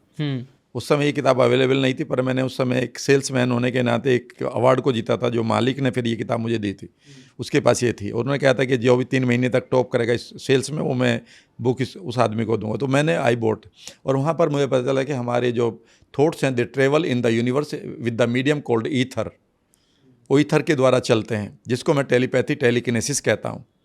कई बार आप देखते हैं किसी आदमी को आप याद ही कर रहे थे, उसका टेलीफोन बजने लगता है। ये तो व्यूअर हर एक के साथ होता है। आप किसी को याद कर रहे थे, अचानक उसका मैसेज आ जाता है, उसका खत आ जाता है या वो मिल जाता है। हाँ, कई बार ऐसा होता है कि मेरे साथ कल ही हुआ सर, मैं इंटरप्ट कर रहा हूँ, सॉरी, बट ना मेरे साथ कल ही ये चीज़ हुई। कल मैं अपना, हम लोग दोस्त लोग गए थे बाहर, थोड़ा कार्टर्स पे घूमने गए थे, घूम के हम लोग आ रहे थे। तो वहाँ पे ना मेरा दोस्त रहता था, मास करके दोस्त है मेरा। मैं बोले ये तो मास का घर है, शायद मास दिख सकता है। और विद इन 2 मिनट्स मेरे को वो दिखा, उसकी वाइफ के साथ आ रहा था। हाँ, आई नो प्रोबेबिलिटी ज़्यादा है, उसके घर है वहाँ दिखने की, बट फिर भी थोड़ा सा इंटरेस्टिंग लगा कि हाँ यार, रात का टाइम था, लेट टाइम था, बट फिर भी दिख गया। तो वो भी ऐसा होता है कई बार। बिल्कुल बिल्कुल। और याद रखिएगा, इसको हम टेलीपैथी कहते हैं। टेलीपैथी का मतलब है कि ये एक नेचुरल संभावनाएं हैं हमारे लिए, नेचुरल है। अगर नहीं हो रही तो इसका मतलब है हमारे दिमाग के अंदर बिना मतलब की पास्ट पेनफुल मेमोरी भरी पड़ी है, गिल्ट भरी पड़ी है, जिसको मैं निकालता हूँ एनएलपी से। मैं कहता हूँ कि लॉ ऑफ अट्रैक्शन तो नॉर्मल है। अगर लॉ ऑफ अट्रैक्शन नहीं हो रहा है, ये अब नॉर्मल है। अच्छा, ये अब नॉर्मल है, क्योंकि लॉ ऑफ अट्रैक्शन तो आपकी पहली क्वालिटी है, ठीक है ना। क्योंकि आपके माइंड के अंदर इतने न्यूरल पाथवे नेगेटिव बन गए हैं कि जो पॉजिटिव वाले न्यूरल पाथवे थे वो दब गए कहीं। आपने उनको नेगेटिव वालों को हटाना सीख लें। 10-12 टोटल चीज़ें होती हैं जो मैं कभी भी बता सकता हूँ, तो आपका होना ही होना ये। तो जब आप बेसिकली इस तरह की बातें 10-12 चीज़ें क्या है मैं सर? बताता हूँ। मतलब पहली चीज़ है कुछ कि तो बता आपके, दीजिए, हाँ बाकी मैं हम बताता हूँ। डिटेल में पहली बताएं। है कि आपके पास पेनफुल मेमोरीज नहीं होनी चाहिए, वो आपके लॉ ऑफ अट्रैक्शन को मार देती है। बिकॉज जिस जगह पर, याद रखिएगा, फिजिक्स का एक रूल है जो लॉ ऑफ अट्रैक्शन करने वालों को पता होना चाहिए। फिजिक्स का एक रूल है, यूनिवर्स का एक रूल है कि जहाँ पर एक जगह पर कोई वस्तु होगी, किसी जगह पर अगर कोई वस्तु है तो उस जगह पर दूसरी नहीं आ सकती। फॉर एग्जांपल, मेरे सामने ये माइक इतने स्पेस को लिए हुआ है, तो इस जगह पर मैं गिलास नहीं रख सकता, इस जगह पर पेंसिल नहीं, ये मुझे हटाना होगा। गोट माई पॉइंट।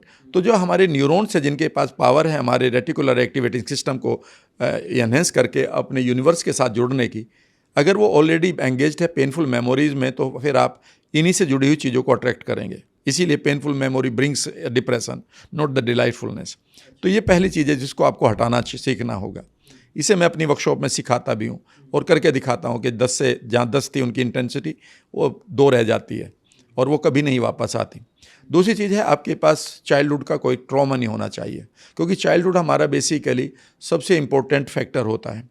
जितने भी क्रिएटर भी जो मुझे मिलते हैं, जो अपनी ब्रांडिंग के लिए काम करना चाहते हैं और वो कहते हैं कि मुझे कैमरे से डर लगता है, मुझे बोलते हुए डर लगता है, मेरा गला भर जाता है, या मेरा तो पूरा बदन गर्म हो जाता है जब मैं बोलता हूँ, मैं कहता हूँ ये प्रॉब्लम नहीं है।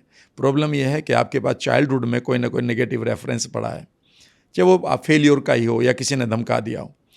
कई बार हमारे पास चाइल्डहुड की जो टूटे हुए सपने होते हैं या एक अकेलापन होता है जहाँ पर उसको अच्छा नहीं लगा, वो बहुत पेनफुल होता है और वो हम कई बार छुपाए रखते हैं। यद्यपि हम दुनिया को पावरफुल बताते रहें कि हम पावरफुल हैं, by our cars, by our good house, बड़े पैसे से, लेकिन याद रखिएगा आप कहीं ना कहीं वहाँ पर। तीसरी चीज़ है कि आपके पास सेल्फ इमेज पुअर नहीं होनी चाहिए। अगर आपके पास सेल्फ इमेज पुअर है और आप कहते जा रहे हैं, तो इसीलिए याद रखिएगा जितने भी बड़े लोग हैं वो अपने सेल्फ पर काम करते हैं, क्योंकि इंटरनल जो सेल्फ है वही उस वर्ल्ड को फॉर्म करेगी। जिस बिल्डिंग में हम बैठे हैं, अगर ये इसको कच्चा पक्का एक आर्किटेक्ट बनाता तो बेकार बन जाता, लेकिन एक अच्छे आर्किटेक्ट ने एक अच्छी बिल्डिंग बनाई है। लेकिन इस आर्किटेक्ट से भी बेहतर अगर आर्किटेक्ट लेते तो बिल्डिंग और बेहतर बनती। तो इसका मतलब ये है कि जो हमारी सेल्फ इमेज है वो तय करेगी कि हम किन लोगों को अपनी लाइफ में लाएंगे। अगर मेरी सेल्फ इमेज कमज़ोर है और मुझे कोई टाटा, अंबानी, धोनी या तेंदुलकर से मिलेंगे तो मुझे डर लगेगा और मैं कहूँगा सर मुझे तो आप बस ऑटोग्राफ दे दो, यही काफ़ी है। बावलापन है। ऑटोग्राफ अगर वो दे सकता है तो आपको वो 100 करोड़ का डील भी दे सकता था। राइट, आई थिंक ये बहुत इंपॉर्टेंट बात सिंपल सी बात है, समझ लीजिएगा। मांग क्या रहे हैं आप। है। भगवान शंकर मेरे सामने खड़े हैं और मैंने कहा, उन्होंने कहा मांगो, क्या मांग रहे हो? आप कहते ये 3 टॉफ़ी दे दो। वो कहेगा ले ले, मैं तो तुझे एक पूरा का पूरा यूनिवर्स दे सकता था, मेटाफोरिकली। फैक्ट्री दे सकते थे। गोट माई पॉइंट। सवाल है कि आपकी सेल्फ इमेज में उतना ही तो मांगोगे। जब आप लोग कहते हैं कि जी बस मैं 1 लाख रुपए महीना को मैनिफेस्ट कर रहा हूँ, मैं कहता हूँ ये बहुत बड़ी गलती कर रहे हो तुम। इस समय छोटी चीज़, यानी कि आप लिमिटेड इस चीज़ को कर रहे हो। आप ये एक बड़े पर्पज़ को अट्रैक्ट करना शुरू करो कि मैं 10 साल बाद, 5 साल बाद इतनी स्कूल खोलूँगा, इतने मैं यूनिवर्सिटी बनाऊँगा, इतनी धर्मशाला खोलूँगा, इतनी मैं लोगों को हेल्प करूँगा। तो शायद 1 लाख रुपए नहीं, 1 करोड़ रुपए देने वाले लोग आ जाएंगे। रतन टाटा अभी भी हज़ारों करोड़ और अंबानी अभी भी हज़ारों करोड़ देते हैं ना लोगों को, और वो ढूंढते रहते हैं कि भाई मैं किसको दूं ये पैसा। अब वो मांगते हैं आपसे कि भाई आपके पास एनजीओ है, अगर आप ये काम कर रहे हैं लोगों के लिए तो करिए। तो वो कहता है रियली? मैंने कहा यही तो गड़बड़ है, क्योंकि आपने सिर्फ इतनी छोटा सा बना लिया। जैसे 200 रुपये के लिए रिक्शा वाला आ जाता है, उसका पूरा हो जाता है, तो पूरा तुम्हारा भी होगा। Universe will never let you down.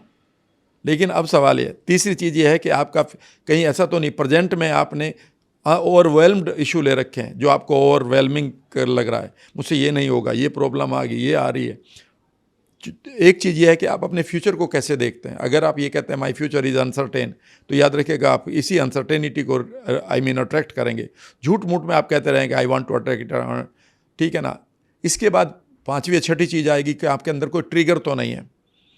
Trigger का मतलब है कि आपने किसी चीज़ को देखा और आपको बुरा लग रहा है, किसी की आवाज़ याद आ गई, बुरा लग रहा है, किसी मेटाफोर, किसी सिंबल को देखा तो आपकी स्टेट बिना मतलब बदल रही है। अगर ऐसा हो रहा है तो इसका मतलब है आप तो ट्रिगर्ड बिहेवियर जी रहे हो, आपके पास कोई कंट्रोल नहीं है। उसी बच्चे की तरह जिसको एक बर्गर का एक वर्ड दिखाई दिया तो और वो कहता मुझे तो बर्गर खाना ही खाना है, तो इसका मतलब you are not having control because you have got the trigger. तो ये याद रखिएगा, trigger kills your law of attraction. आप ट्रिगर लेस होने चाहिए, आपके पास समता भाव होना चाहिए, यानी कि आपके पास पूरी तरह से कंट्रोल होना चाहिए। एक है आपके पास फोबिया, आपके पास अनवांटेड फोबिया नहीं होने चाहिए। इसीलिए कई बार आप देखेंगे किसी को लिफ्ट का फोबिया, तो किसी को हाइट का, किसी को अंधेरे का, तो किसी को स्नेक का, जबकि सामने नहीं है। फियर अलग है, फोबिया अलग है। मेरे सामने स्नेक है, डरना बहुत ज़रूरी है, लेकिन मैं स्नेक के बारे में सोच रहा हूँ या मैं उसका फ़ोटो देख लूँ और कांपने लगूँ, ये फोबिया है, इरेशनल। याद रखिएगा, ये आपके लॉ ऑफ अट्रैक्शन को मार देता है, क्योंकि ये सारी की सारी बहुत ही डीप वो हैं फीलिंग्स। उसमें गिल्ट बहुत इंपॉर्टेंट है। गिल्ट हमारे ग्रेटिट्यूड को मार देता है, हमारी अबंडेंस को मार देता है। तो जब आप इन चीज़ों को समझते हैं, ठीक है ना, आपके पास कोई अनवांटेड लस्ट नहीं होनी चाहिए जो हिडन है। कि यानी कि खेल तो मैं रहा हूँ कि जी मैं तो एक कंट्रीब्यूटर हूँ, अंदर से मेरी लस्ट कुछ और है कि कंट्रीब्यूशन के नाम पर मैं कुछ अलग गेम खेलूंगा लोगों के साथ, या किसी को अट्रैक्ट करने के लिए डिफरेंट जेंडर को। इसका मतलब है आपका एजेंडा हिडन है। यूनिवर्स का फिर लॉ ऑफ अट्रैक्शन आपके लिए काम नहीं करेगा तो वो आपको कहीं ना कहीं बहुत नुकसान भी देगा। राइट, मैं समझ रहा हूँ। आई थिंक आपने काफ़ी सारी चीज़ें बता दी इसमें। अगर एक फ़्लो है, अगर ज़िंदगी एक फ़्लो है, मैं जैसे ये फ़्लो में ही हम जी रहे हैं, दुनिया भी फ़्लो में जा रही है, यूनिवर्स भी एक्सपांड हो रहा है, एक फ़्लो में ही हम सब। तो अगर हमें लॉ ऑफ अट्रैक्शन को भी एक फ़्लो में चाहिए कि हमारे लिए काम करे, तो बीच में जो क्लॉग्स है, मतलब जो अलग अलग बाधाएं हैं, बैरियर्स हैं, मे भी हम जिसे बोल सकते हैं, वो हम अगर आइडेंटिफाई कर ले और उसको निकालना स्टार्ट करें तो लॉ ऑफ अट्रैक्शन भी काम करे और रिजल्ट्स भी मिलेंगे। लॉ ऑफ अट्रैक्शन तो आपकी सांस की तरह है, वो तो आ ही रहा हर टाइम। बेसिकली हमने उसमें बहुत सारी नेगेटिव चीज़ें डाल दी हैं, उनको हम कह रहे हैं कि उनके कारण अब लॉ ऑफ अट्रैक्शन नहीं आ रहा, तो हमने एक कोच ले लिया कि लॉ ऑफ अट्रैक्शन हम ऐसे ले लें। भैया तुम लॉ ऑफ अट्रैक्शन के साथ ही पैदा हुए हो, वो आपके लिए वैसे ही नेचुरल है जैसे सांस आ रही है, वो वैसे ही नेचुरल है जैसे आपका डाइजेशन चल रहा है, वो ऐसे ही नेचुरल है जैसे आपके बाल बढ़ते हैं, वो ऐसे ही नेचुरल है जैसे आपकी स्किन रोजाना ग्रो करके और बदल जाती है। बिल्कुल वो नेचुरल है, वो नेचुरल है। अननेचुरल तो तब है जब आप उसमें आपने इतनी चीज़ें अपने न्यूरॉन्स में डाल दी हैं कि उन्होंने अपना पाथवे बना लिया। वहाँ जिस घर में मुझे रहना था वहाँ पर मैंने 10 ट्रक लाकर कूड़ा डाल दिया है। अब इस कूड़े में से मैं ढूंढ रहा हूँ कि कैसे खुशबू आए, और फिर मैं देख रहा हूँ कि ये वाला डियो लाऊं कि ये वाला डियो लाऊं। तो कुछ ना कर भाई, इस कबाड़ को, इस कूड़े को बाहर निकाल दे इस मकान में से, एक खिड़कियाँ खोल दे और इसमें नेचुरली खुशबू आएगी। Right right. मैं चाहूँगा ना सर, इसमें ये वाली चीज़ काफ़ी इंटरेस्टिंग है। मुझे लगता है हमें इसको भी डिटेल में हम कुछ दे सकते हैं, इससे रिलेटेड कोई बुक या PDF भी अगर हम दे दें जिसमें स्पेसिफिकली बता दे कि क्या क्या इश्यूज़ होते हैं, कुछ 5-10 में भी, और उसको अगर हम लोग चाहिए तो एज अ गिफ्ट, ऐसा फ्री में अगर हम दे सके तो कुछ दे सकते हैं। चलिए, मैं वायदा करता हूँ फ्रेंड्स, है ना, कि इस वीडियो को जब आप, लेकिन हम इसको थोड़ा कंटेंट क्रिएशन से रिलेटेड करके करेंगे, क्योंकि हमारा ऑडियंस कंटेंट क्रिएशन और बिजनेस ओनर्स है। यस, तो यूजुअली मैं चाहूँगा कंटेंट क्रिएटर और बिजनेस ओनर्स के लिए क्या क्या वो नेगेटिव बैरियर्स आ रहे हैं जिसकी वजह से लॉ ऑफ अट्रैक्शन नहीं हो रहा, काम नहीं कर रहा, मे बी हम इसका कुछ मिलके कुछ अच्छा से इंटरेस्टिंग और फ्री में अगर हम लोगों को दे दे तो मुझे लगता है काफ़ी पावरफुल होगा। राइट। मेरे पास इसका एक बहुत बड़ा इमेन अनुभव है, करीब 33 सालों का। अगर आप एक कंटेंट क्रिएटर बनना चाहते हैं, या फिर आप एक बिजनेस पर्सन हैं, या आप एक एंटरप्रेन्योर हैं, या आप एक जर्नी शुरू करना चाहते हैं जिसको हम कह सकते हैं पॉजिटिव लेना, इन्फ्लुएंसर की, यानी कि आप लोगों के माइंड को इन्फ्लुएंस करके एक करियर भी बनाएं, तो आपको क्या क्या बाधाएं रोक रही थी, किस तरह से लॉ ऑफ अट्रैक्शन आपकी लाइफ में काम नहीं कर रहा है या लॉ ऑफ डिस्ट्रक्शन काम कर रहा है, मैं पूरा का पूरा एक कंटेंट तैयार करके और जीशान साहब के साथ हम मिलके ऐसा कुछ क्रिएट कर रहे हैं। We are putting a link here, क्योंकि आई थिंक वही सबसे इंपॉर्टेंट, मैं बोल रहा हूँ ना, बाकी सारी चीज़ें इंपॉर्टेंट है, उसके बारे में बाद में एंड बात वी विल करेंगे। Keep it free of cost. हाँ हाँ हाँ, वो फ्री, डाउनलोड करके they can enjoy it. For sure. उसकी लिंक मैं नीचे डिस्क्रिप्शन में डाल दूंगा, वो आप लोग ज़रूर चेकआउट कर लेना।